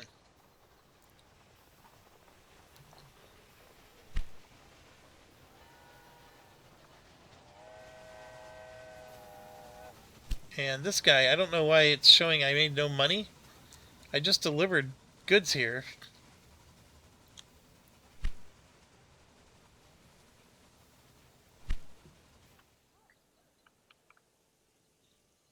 And then, I don't know, let's see. This still has 77 weeks left to go. So I am paying like an interest on this. Obviously, I owe 427 back. This, you can see it spikes, but then it comes back down. So I don't know, maybe if I could sell it on the spike. I mean, because it looks like it goes up way high. I don't know how to catch that spike. This one has been dropping. This is the one that's been skyrocketing. And then this one shot up quite a bit. So I guess I missed my opportunity to make some money there. Oh, it's saying 1673 is where the spike is. This is in the 3500s, so the 1800s would have been a great time to buy. And then for the industry, it looks like it went up by a lot, but it's only 300. And construction only dropped by 200. These graphs are misleading. You got to just look at the top and the bottom. It looks like it just, like, this is like the Depression era, you know, crash. Black Wednesday. It's only 200. All right.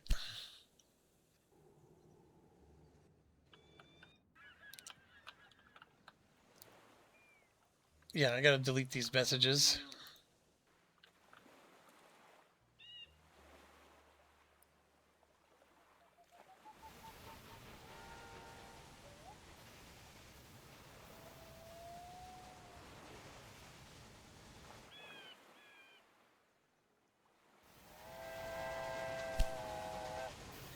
Yeah, see, they need all the wood.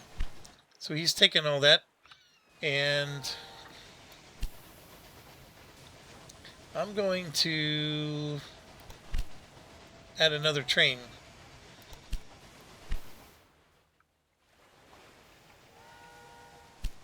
And here you can see, here we go. So Boston, the average travel time is 5.4 days. Then Bangor and Albany via Boston. See that? So people are going to go to Boston and then transfer to go to Albany. So there's so far hasn't been a Boston, Bangor, whatever via, like, what am I trying to say? Bangor should be via Portland. So Portland is, where is Portland?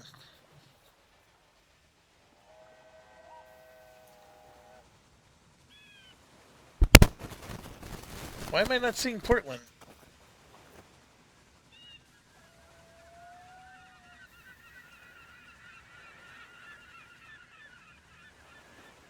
That would be a big problem. Oh, because I'm in Portland. So, okay, I get it now. So, for passengers to come to Portland from Boston, it's taken 5.4. From Bangor, 7.1. And then from Albany, it's taking 16 days, and they're going through Boston to get to Portland. That's how you read that. Oh my goodness, I'm so dumb sometimes. Alright, then this guy, yeah, it's showing he's getting Boston passengers from Portland and Albany passengers from Portland. And of course, he has his own passengers per week. Alright, that makes sense. Now, some of this, you need to do some math. Like, it's taking 23 days to get here. They want 7 passengers per week. So you should do 3 or 4 trains to transport everybody. Because the amount of days, the passengers that are accumulating that want to get there are waiting too long. Because it takes 23 days for the train to get there and then back. So every week you want to get another train. You need a certain number of trains in place to keep the supply going. That's what I'm trying to say. But right now we're gonna just let it be and let them. And it is nice because you can see that Portland is also growing. You can just see that right off the bat. We even got Albany growing, and we could probably get Syracuse and Buffalo growing. But at the moment, I'm more interested in just collecting the corn. And I'm curious if I can avoid the bridges and just go around this way and just skip Syracuse. Let's see if we can pull this off. Yeah, so we'll put that there.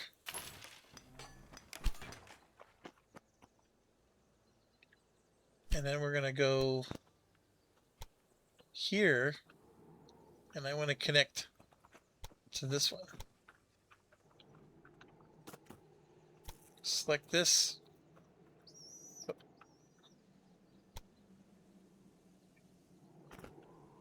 Select this, move it back and down.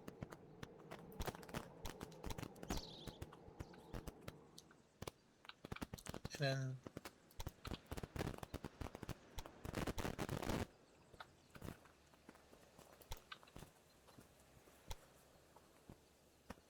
uh, 8% is really high. I don't know why it needs. If I move it, does that help? Helps a little.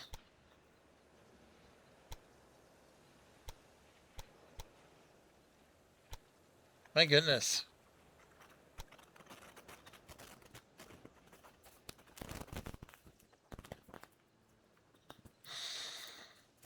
All right, well, that's getting expensive. Right here is where the issue is.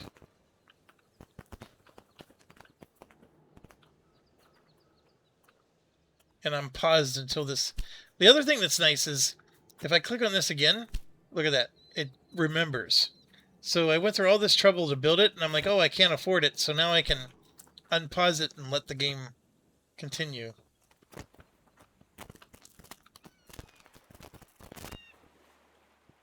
Alright, so we got a small breakdown.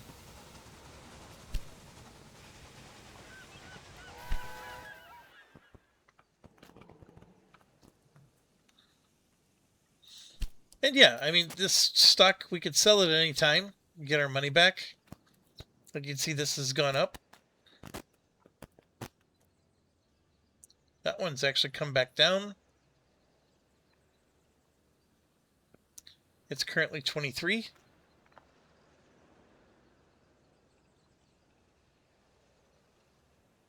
We can use it to pay for this track I want to lay, or we could even use it to pay off our bond.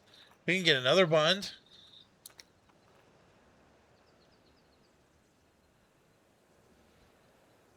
I am not remembering the game well enough to tell you what the right timing is to sell these.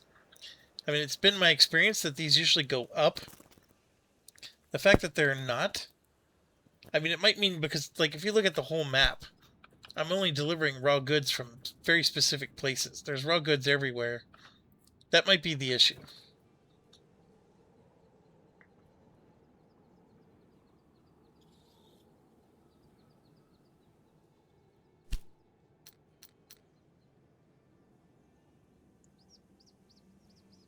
I mean, it's currently $13.75. I wish it told me what price I bought it at. That part I sort of wish. I mean, I have a feeling it was down in this area, right? But, I mean, I guess I could... Oh, look at that. Profit is minus 512,000. So it does tell you what the profit is. So apparently I bought it for more. So I'm losing money. What about this one? Yeah, I'm losing money on both. Well, that's not cool. I still need 300,000 because of that tunnel.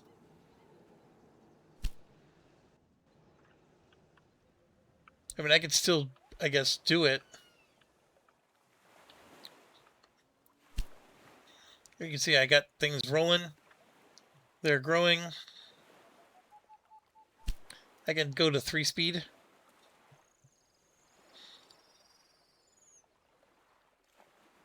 I can win this scenario without even connecting the corn. And then getting to this, let's look at the trains. Right? So I got the Albany to Boston ones. So you can see it's all grain going to Boston. And then here I can cycle through the 3 trains. This one's also grain. And that one was wood. And this guy is my express, and look, he's slowing down. He's getting slowed down by this. So yes, if I took the time, I can get extra tracks in so the express can have their own route.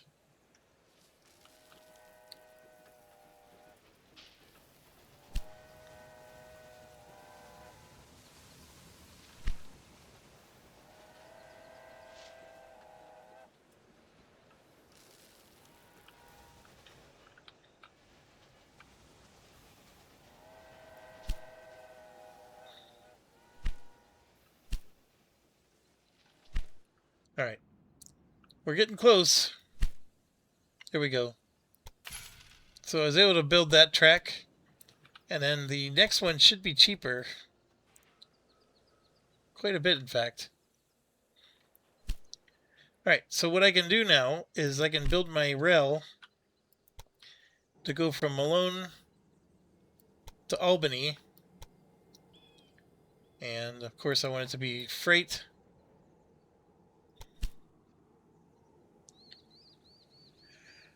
Alright,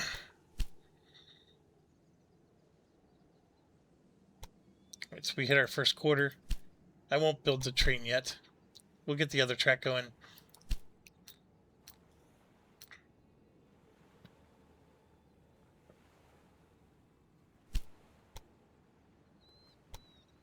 That's a massive loss. Look at that. We're even lower.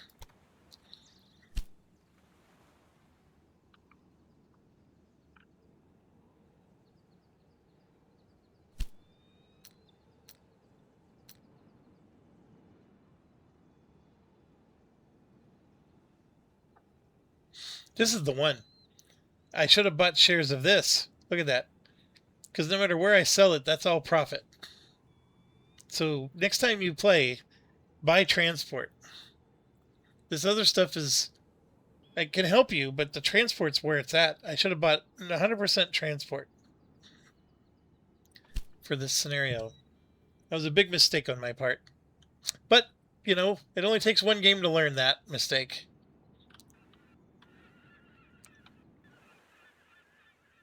So I got breakdowns everywhere. Holy cow. My father.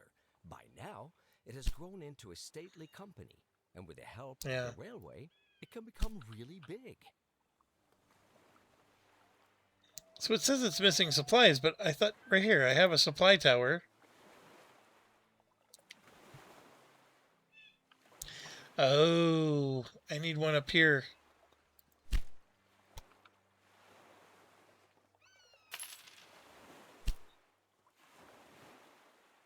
Or I should have put it on here.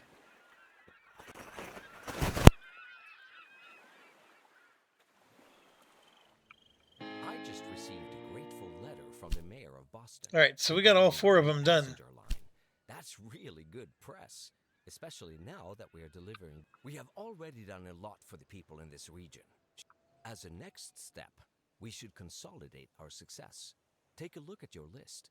I've added some more tasks. Okay, so we got more tasks now.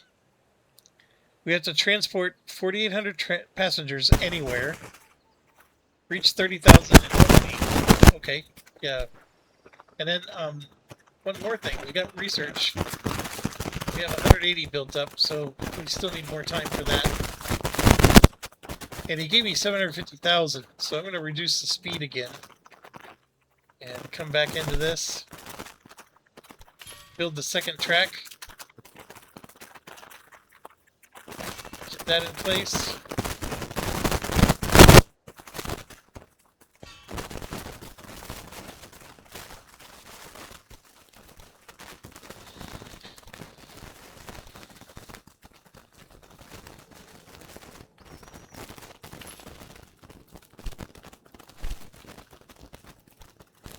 From here to Albany.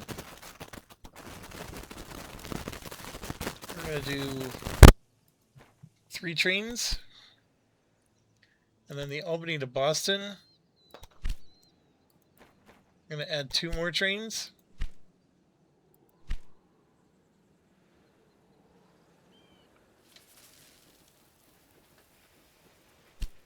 This is probably the sugar one, right? Yep. It just means that Albany doesn't need sugar.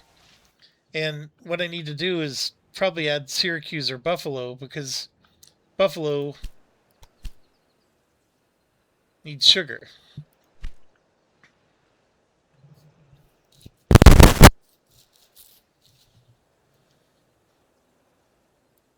So I'd have to do a train station here.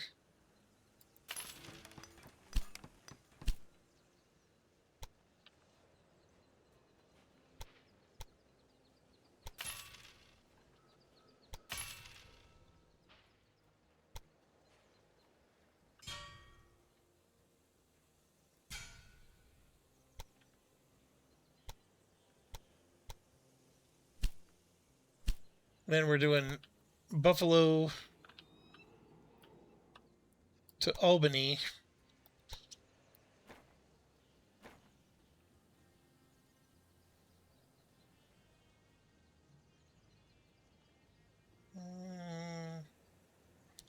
We'll do 3 trains. And then Malone to Buffalo. Just 1 train.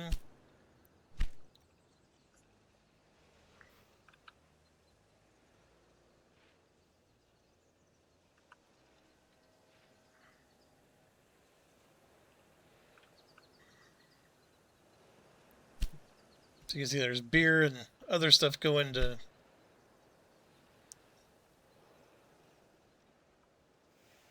Then here we got all the grain going to Albany.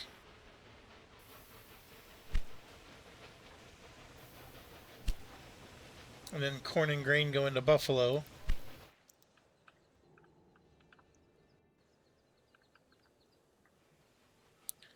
Alright, and then this, I know what the problem is with this. I don't have one of these in.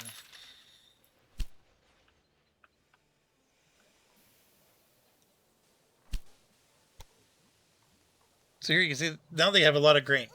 But that grain should be, they should be taking that grain to Boston. And then we should start getting a whole bunch of corn coming in. It's funny, there's not that much sugar, but I guess they don't need that much. They're at 100%. They have 0% on the cloth, and that's where New York can come in.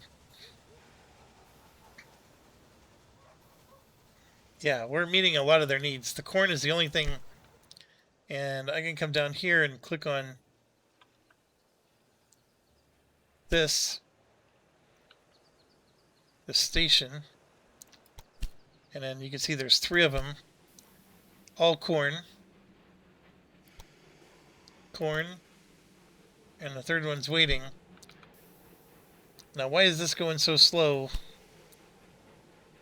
Is it because the grade is steep? I actually don't understand why it's going so slow.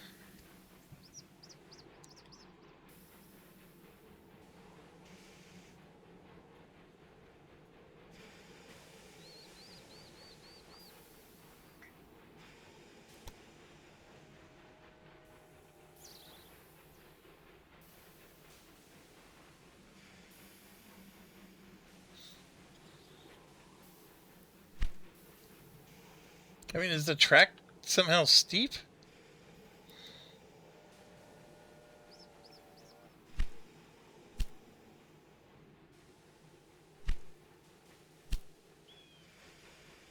How do I see my elevations?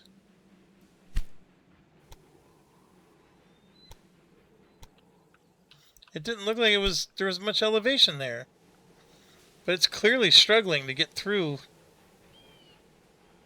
Or is it just carrying too much weight? I mean, 2 miles an hour is super slow. Look, this one's going 2 as well.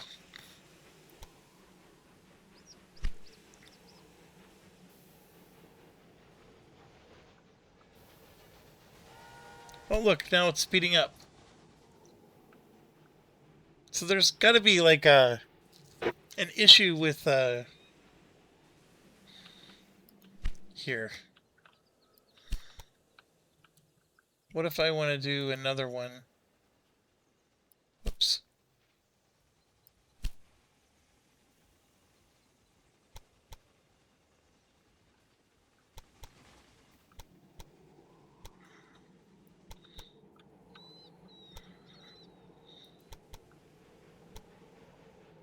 It does say minus 5%. Yeah, there's a lot of elevation there.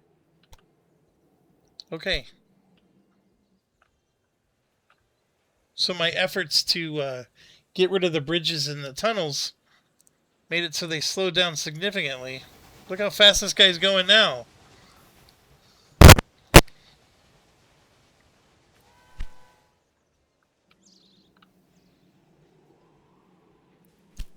And that's he's got express and beer, and he's waiting.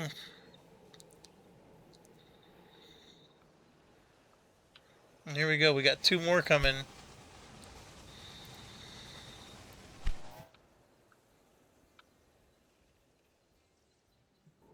That's why the corn's taking forever to get there. Alright. But we do have corn there now. So now I'm looking at it and I'm thinking, okay, we did increase it. We're up to 5 now. So we got some beer.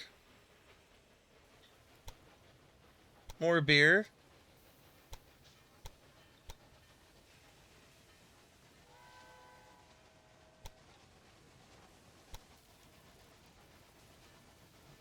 These are all going to Boston.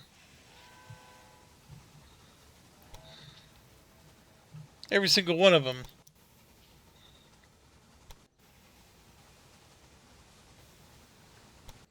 None of them are coming back. When they do, they will pick up the corn. Which, probably, that's a sign that,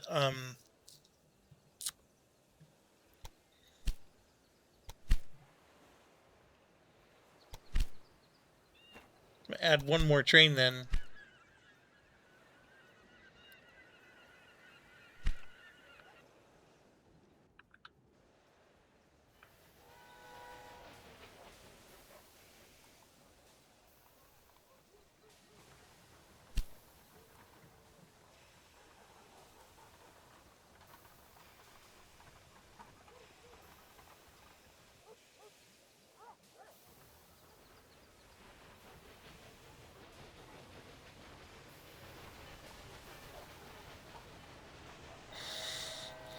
It's taking all grain. None of them have taken any corn yet.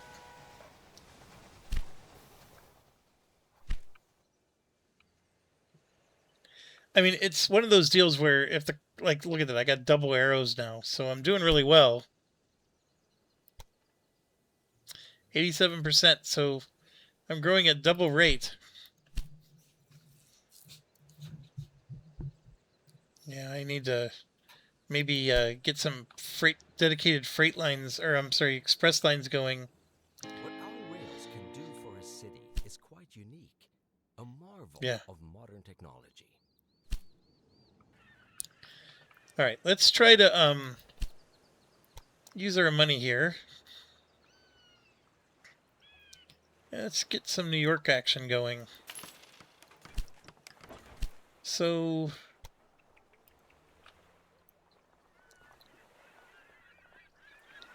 I want to do New York.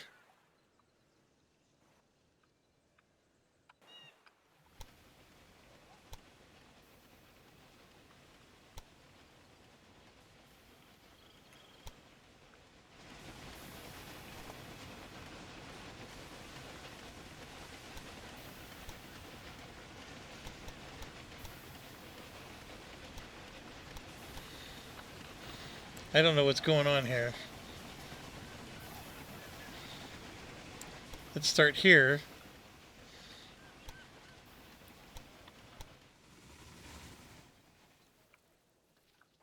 Now let's go to New York.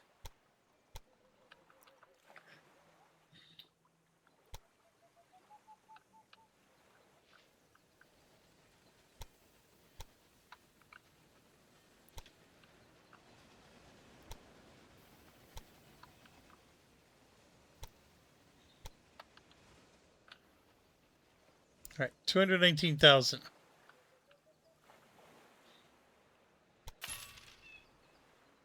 And a lot of that is because of the station platform.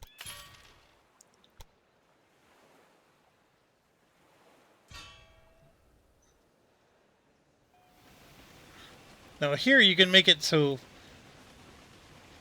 it's 4 wide, but we just want to do 2. So you don't have to go out as far. And then we can put this closer to New York. Oops.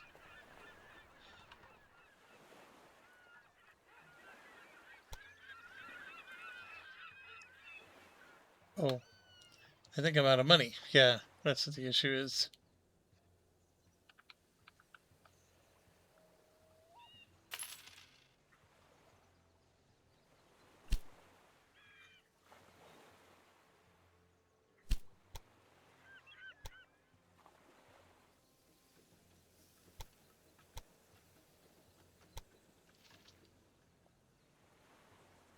I need a lot more money.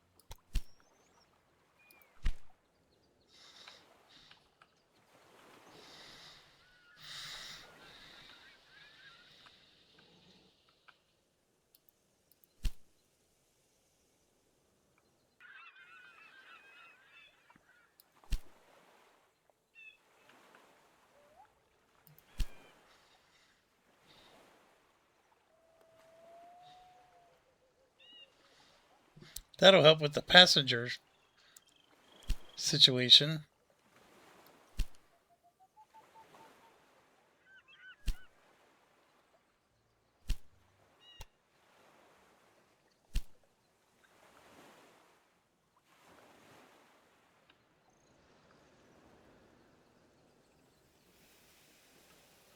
Somebody broken down. Yep.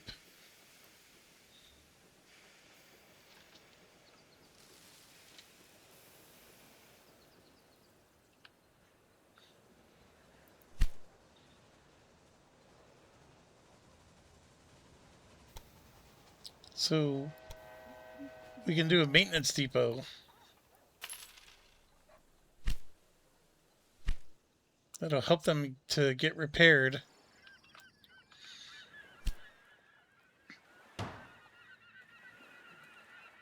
I don't have 241,000.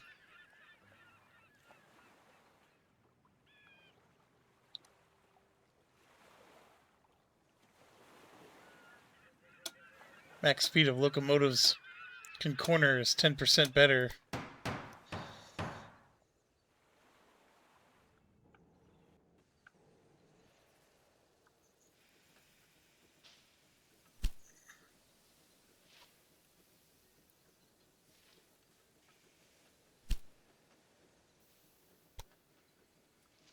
I do hope he does.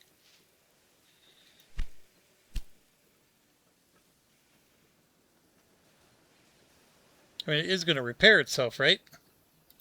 Or is it just holding up everything?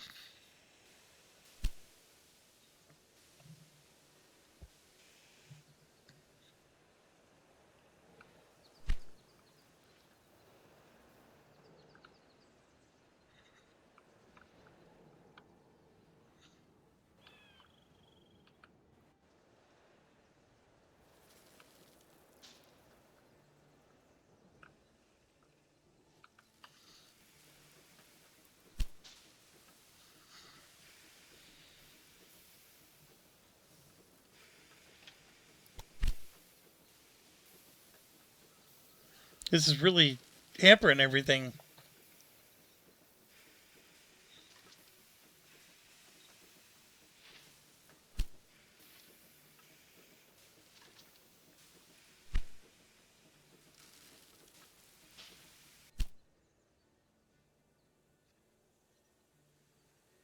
So here I can say I want to replace all John Bull's.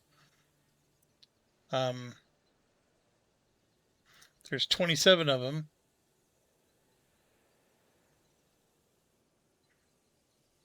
This is how you can upgrade them to a newer one. Yeah, it's not letting me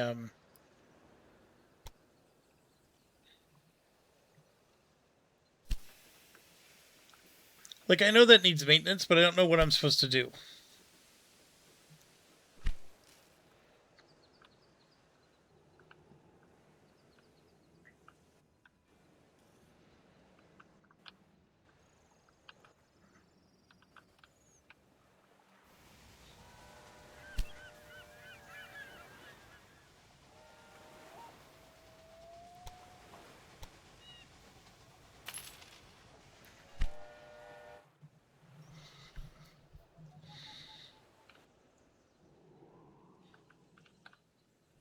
I may have screwed up.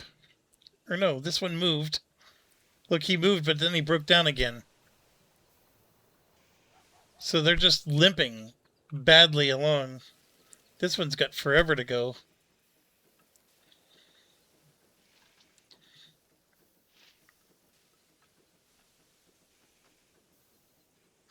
That's what's happening.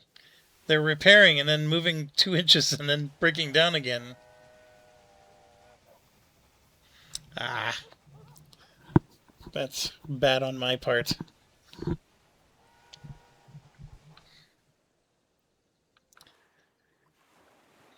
can see New York is not doing too hot.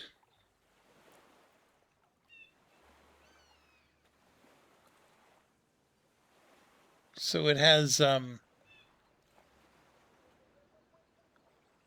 that's going to Washington, D.C.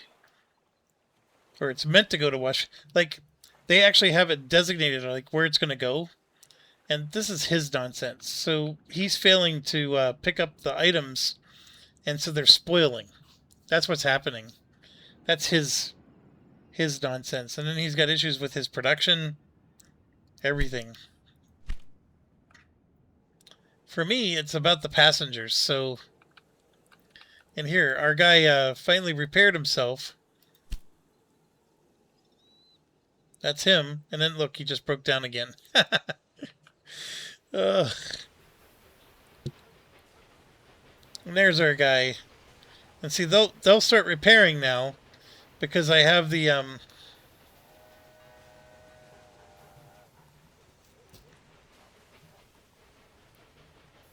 I finally have the upgrade. So this guy will go through. He's going to deliver his goods.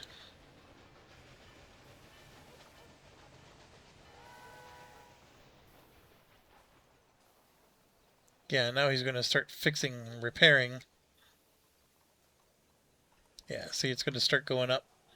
That's what I should have had a long time ago. It'll take him a while, but every single train that comes through needs to be surfaced like that. Because this other guy, as you can see, he's got a long way to go to get there. And he's holding everybody up.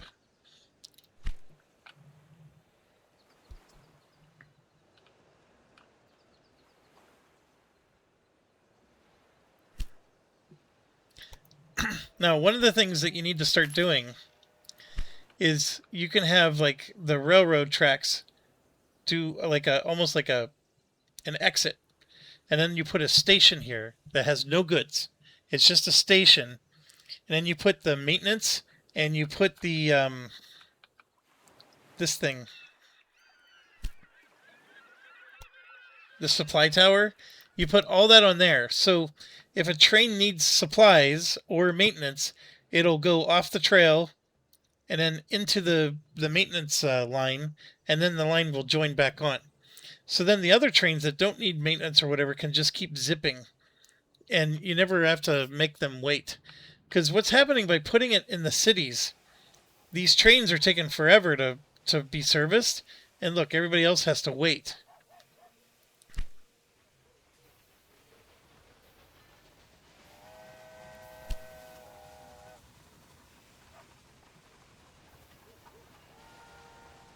I don't even know what that means.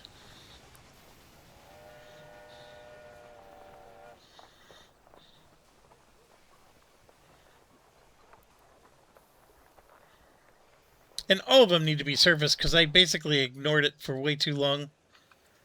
And this guy's not broken down. He's just waiting. Come on, I think I can. I think I can. Just get there.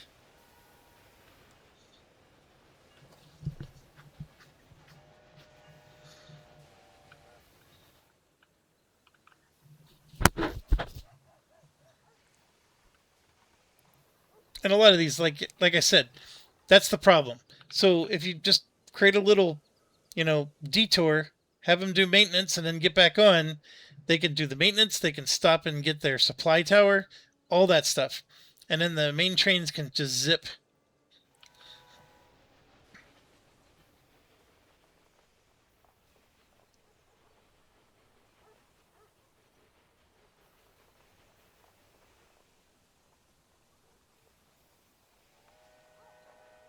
And like here, they're just waiting for their chance to get in there. This guy's finally getting serviced. He was the one that was holding everybody up. Everybody else is a little better, as you can see. That guy needs service bad.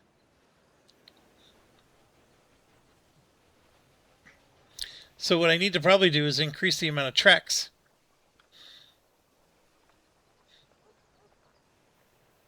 But we are finally making it happen. And the biggest issue is this. And the New York really helped. But now I finally got enough to build that track. Then we're going to do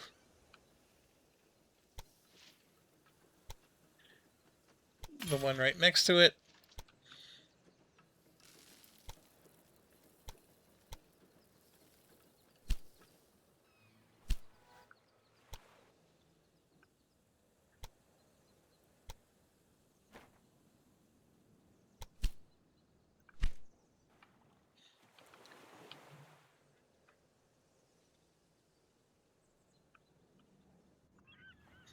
I still have growth going in all my cities, so that's good.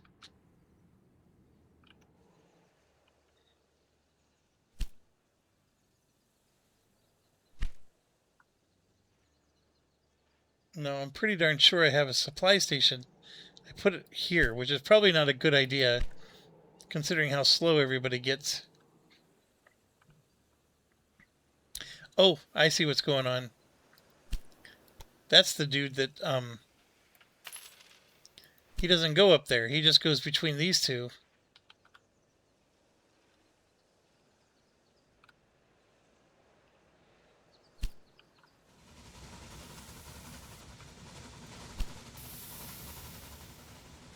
So he had nothing to bring. Oh, you know why? Because Albany probably has like a crap ton. Yep.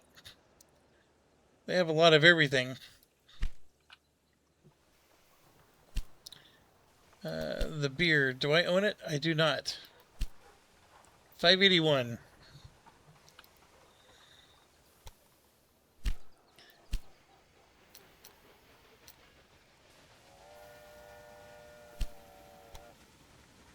So I would lose 519,000.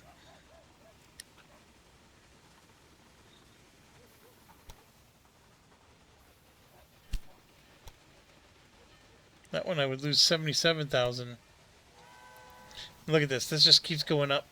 This is the one, folks. You buy this one. Everything else was bunk. I'm going to take my money back. Because I need it. We're going to redeem our bonds. So we're out of debt. And then, I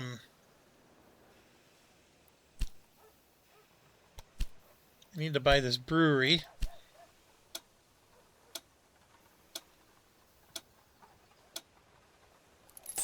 And of course, I pay a lot less for it. And we're going to increase it to... So it's currently level 2. And see, look, I need a lot of money to get it up to level 5. But anyways... This is a hang-up because I got everybody needing service. But now that they get their service, they're going to do really well.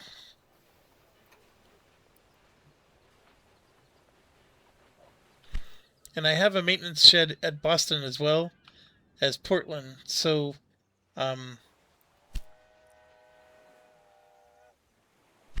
these guys won't be in as bad of a shape as they used to. Yeah, I'm not doing the best here, but we're getting there.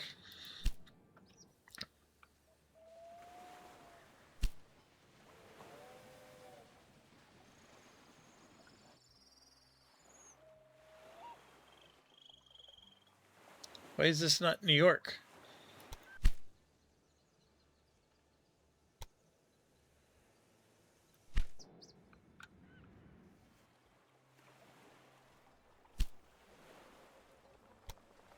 There, that's what I'm looking for.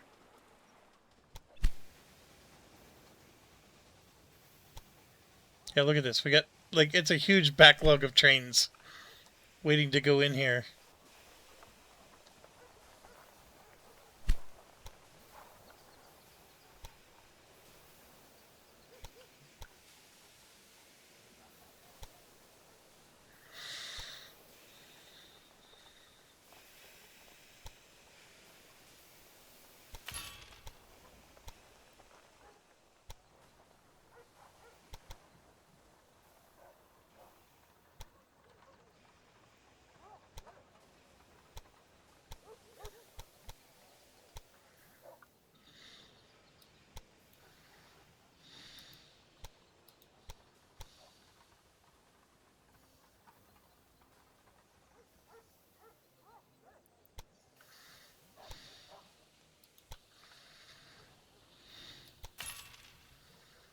Oh, that's not going to work. That's not going to work. Delete that nonsense.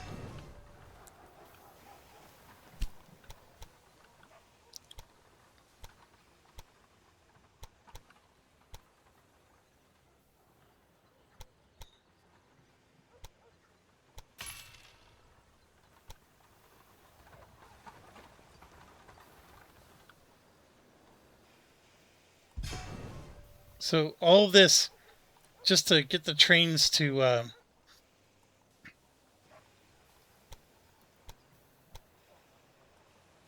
they're gonna have more places to come in and stop.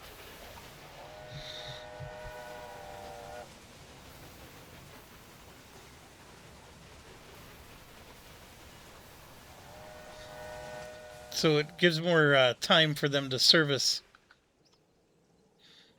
Of course, now we don't have a big backlog of trains anymore.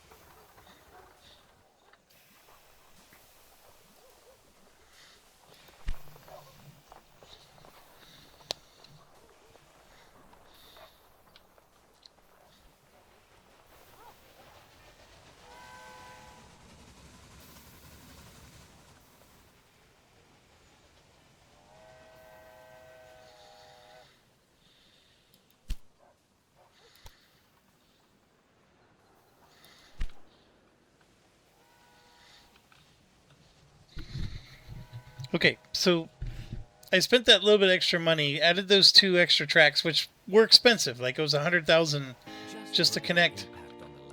But now it's going to go into this big thing.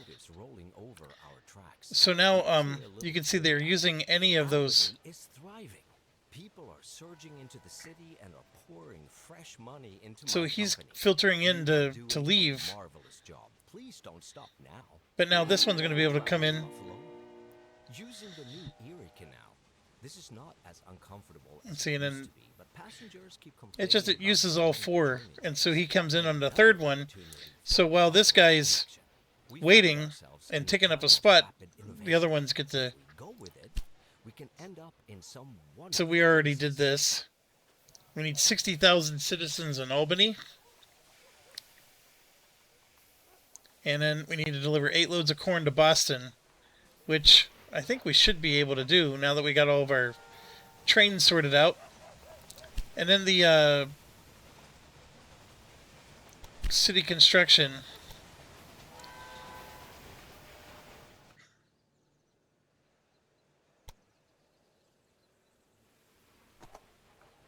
I don't know what's going on here. Maybe that's the issue. Alright, Albany. Construct city buildings, library, and cities over 50,000 people. Is that the issue? Yeah, that's the issue. I can't build them yet.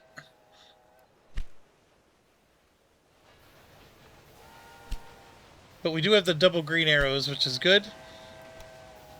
And now that I got the maintenance situation squared away, these trains are doing much, much better. Although some of them are leaving with nothing. I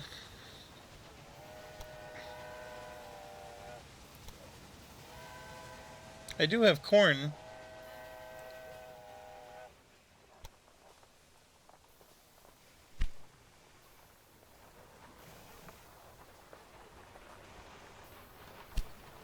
There we go. There's, well, that's grain. That's all passengers.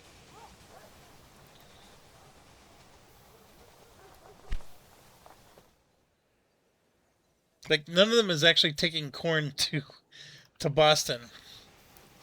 See, and I always get frustrated, so then I have trains that do nothing but load corn. That's what I end up doing. So this corn, there actually isn't, I mean, we are emptying it of corn. So he is bringing a bunch.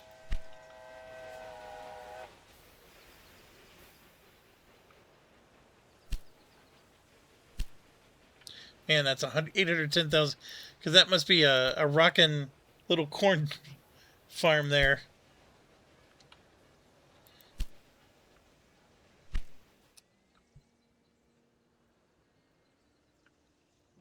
We do have the double greens everywhere. Well, not over here, but Lots of nice growth. We do have the... So I think this guy... Yeah, he needs wool.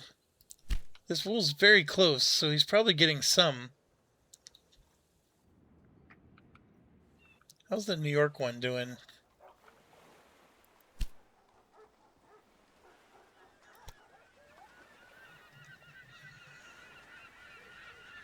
He's got no wool. That's his issue, and so all of his production's broken.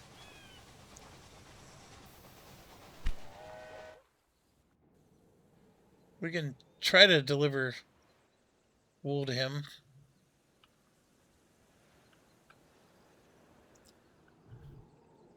Man, I gotta go to work tomorrow. I'm gonna quit.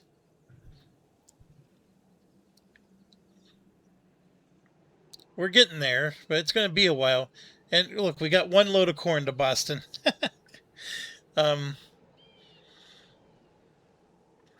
I guess, yeah, look, I have to deliver it by 1833, so I do have a time limit. I'm just doing pretty well. Alright, increases maximum speed, you can corner. This is the thing we could have bid on. This would reduce auction prices even more.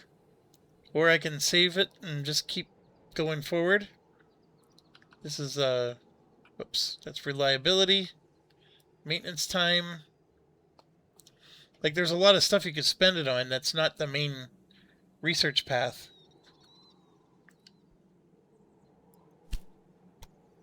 I'll spend it. I don't know. Like, these are all incremental, things.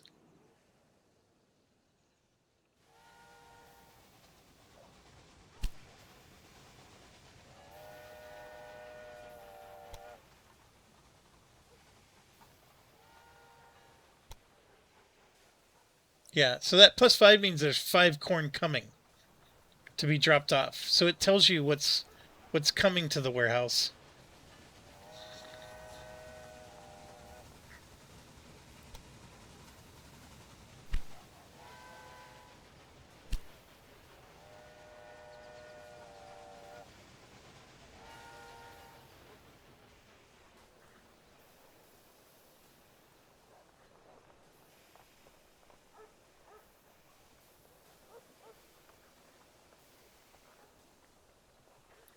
Yeah, I mean, we're sitting on a cool $1 million right now.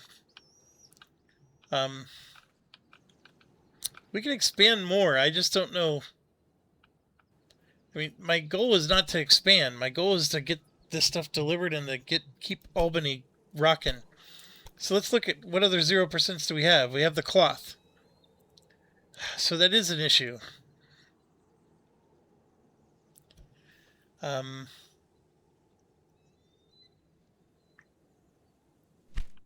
And right now I don't have cloth on the warehouse, so Bangor is not delivering the cloth anywhere. So I'm going to do something really crazy here. I'm going to choose Bangor and have it go all the way to Albany.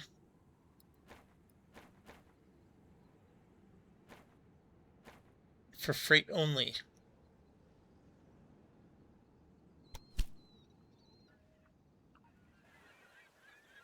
There we go.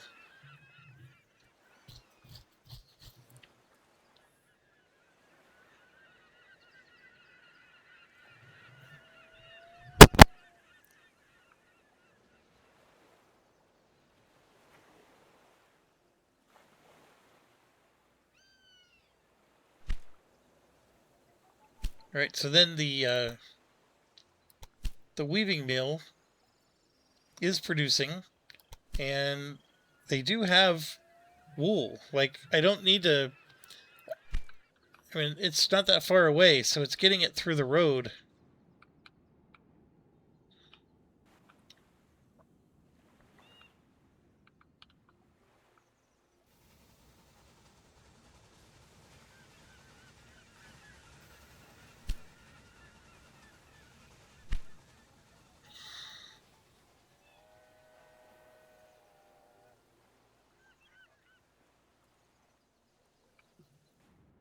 All right, what else does Albany need?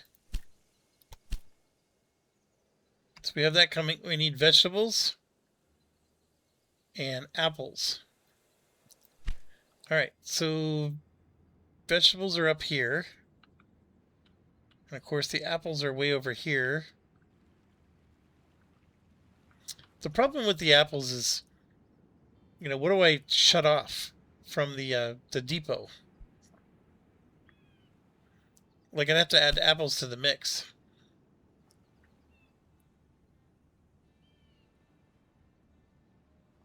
So you want 147,000? No. Lucky you.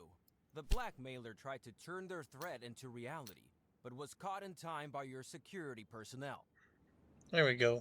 I was gonna improve that, but it looks like I don't need to. So, like, vegetables are needed by multiple people.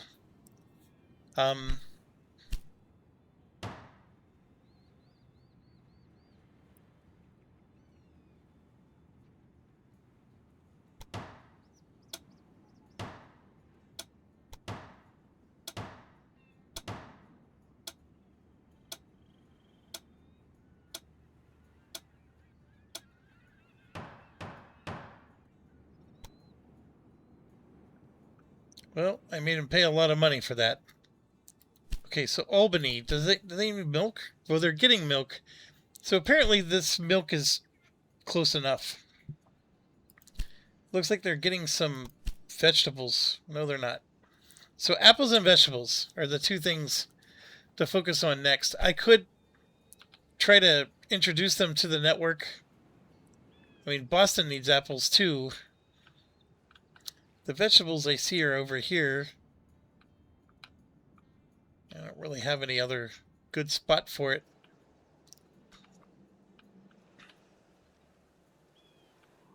It's just a weird...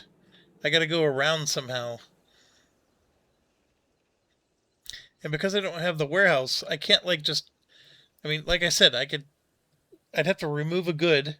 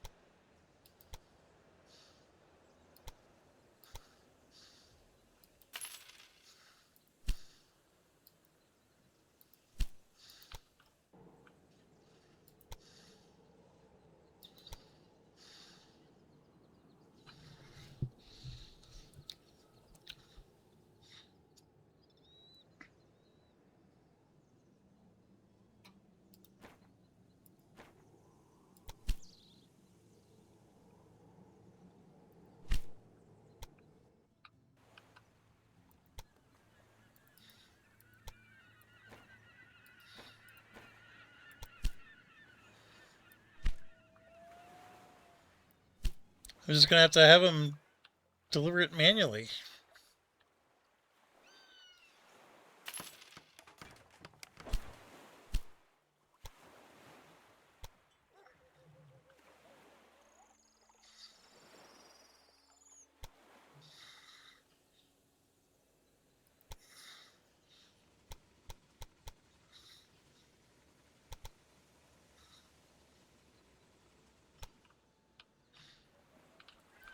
That's not gonna work.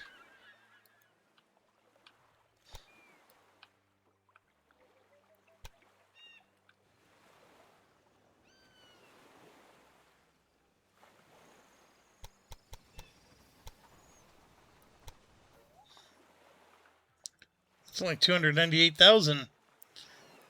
Yeah, I'll pay that. I got money now.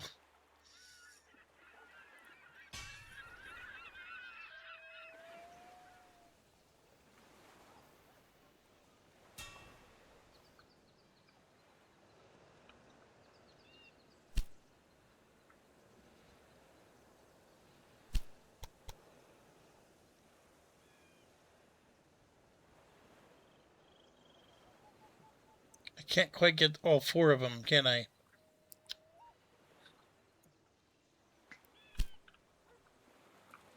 The problem I'm having is I can't go through.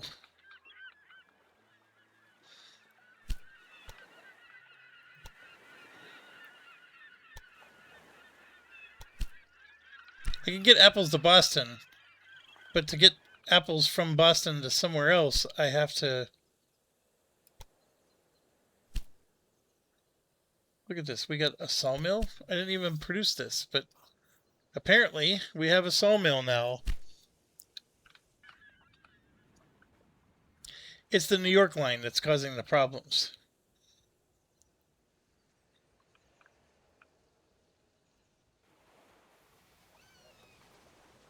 I mean, I could try to make the track go up so all 4 of these are on the...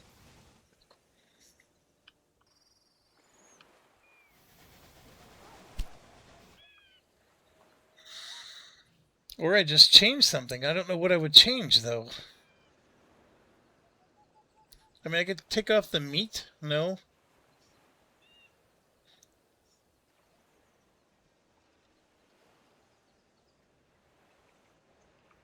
Dang it. Okay, how do I force this?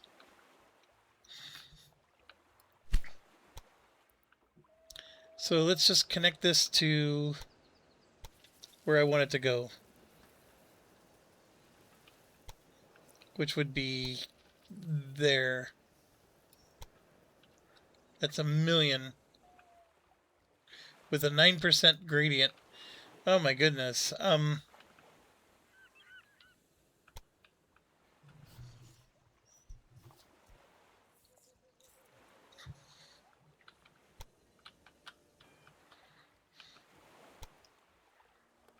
There's got to be a way.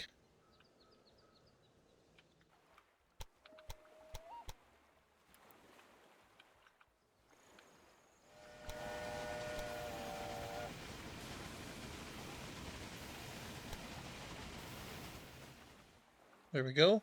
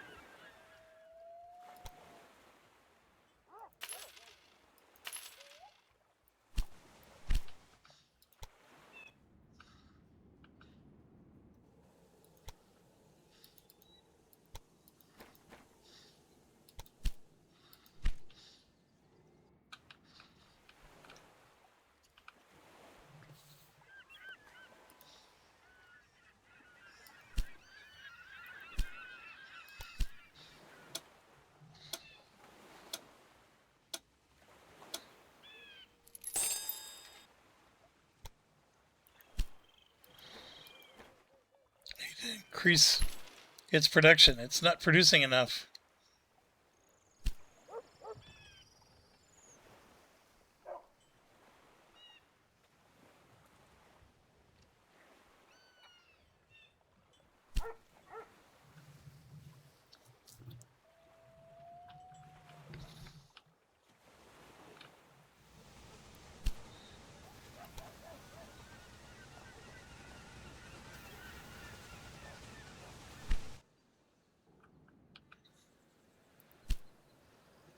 Alright, we're at our 53,000. So we can finally build a library for 100,000. So let's build one right here. So now the fulfillment's increased by 10%. That's fantastic.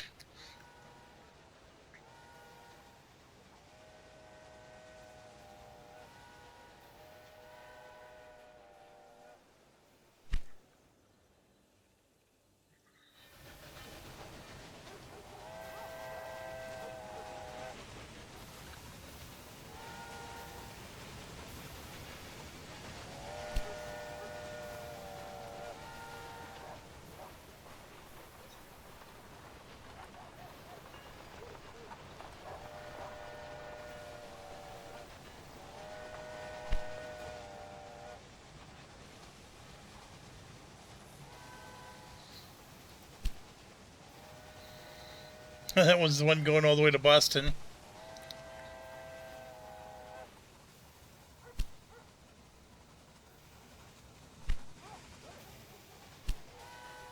See, I don't even have the corn delivered yet. Ay, ay, ay. Alright, let's...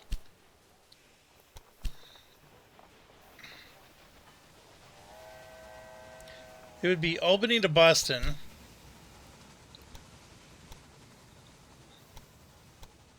There's some corn going there. Where are you at, mister?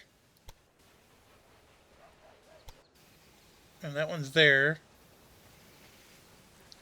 They're just waiting for people to get moving here. Alright, fair enough.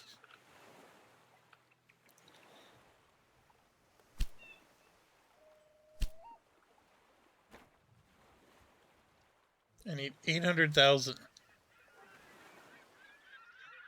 What the heck's going on?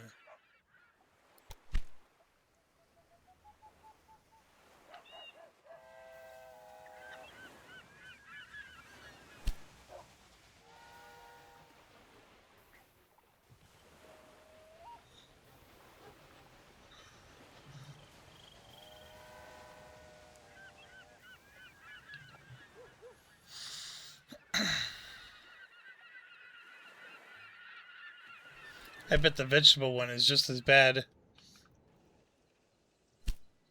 Yep.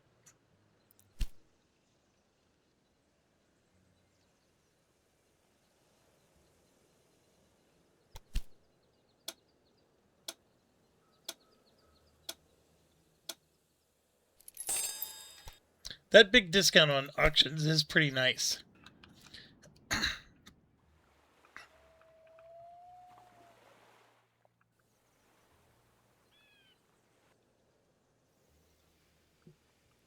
So you're seeing, like, when you have a major artery that only has two lines going each way, you're seeing how they're getting backlogged quite a bit. And you know what? My looping idea would have been just as bad, right? Because now I'm talking about a single track, and so every train is behind every other train. If I had like 4 lines going through, there might be a little more efficiency with the artery flow here. And then, of course, having crossing tracks, never helpful.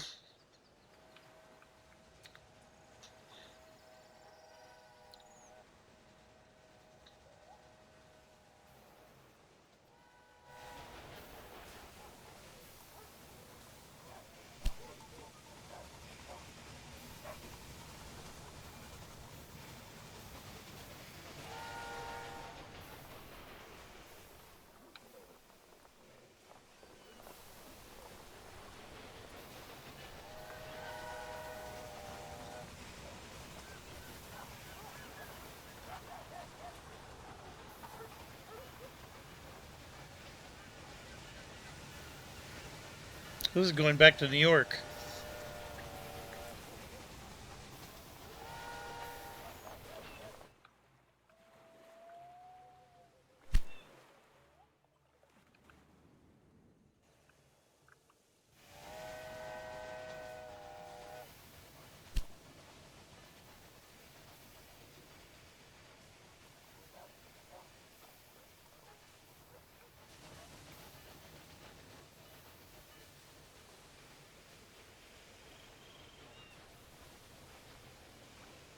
Here's the one corn I'm waiting on. He's just taking his sweet old time. There he goes.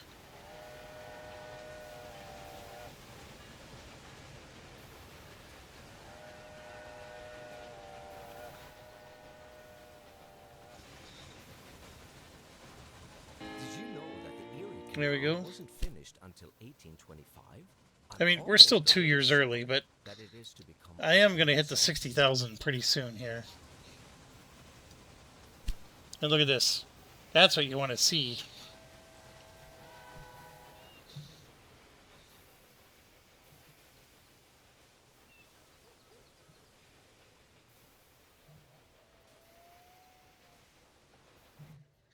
So that's going to help Albany even more, because now we're getting them some lumber, which they also need. The dresses would come from New York, but we don't have that going. I don't think I can buy another industry.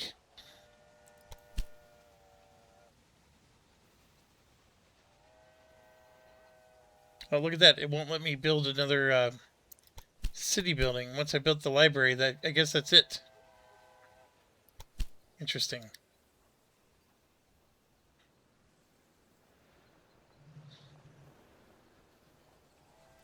This, I think, requires vegetables? Oh, sugar and apples. Okay. Schnapps, yeah. Then, of course, we have the brewery.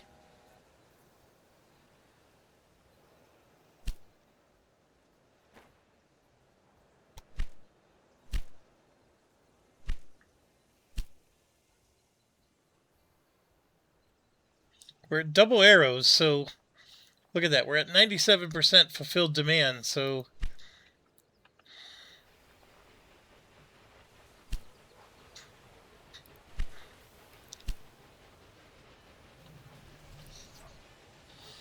looks like the sugar's back on the menu.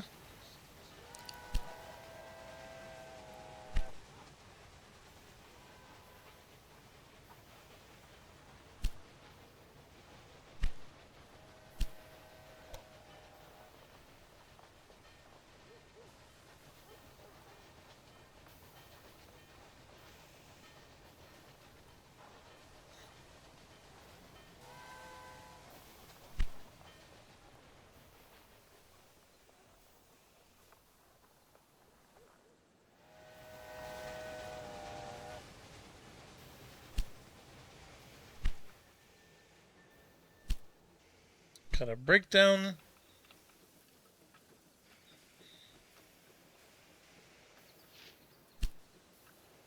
I don't know what he's waiting for. Oh, this guy.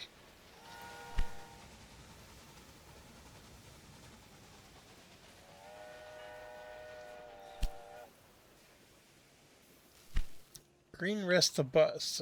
Where's...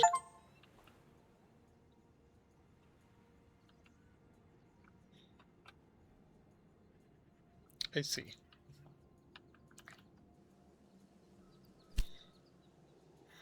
So we also have clay here. I don't think anybody needs clay yet. Maybe that's part of an industry. Oh, probably for the pottery, ceramics.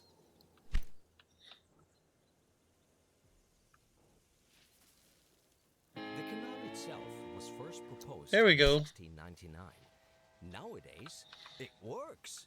Fewer and fewer travelers. Our company enjoys great So, popularity. apparently there's a lot more to go, because we're at 48%. Will be elected. Connect 3 rural businesses producing grain to your network. 960 passengers to the one city I've been avoiding. And a university in Albany. Already a city, you'll have to demolish it. So let's look at Boston, though, because I don't remember. It's like the university requires 90,000. So we can't do that yet. Alright. I gotta quit. I can't do another round of messages, but so yes, I have 2 grains in the network. I have a connection bonus. I should probably slow this down. To Syracuse that's necessary. And I don't know, I'd have to go all the way up here just to get a 3rd grain in my network. Alright, I'll figure it out later. Thanks for watching. Stay awesome.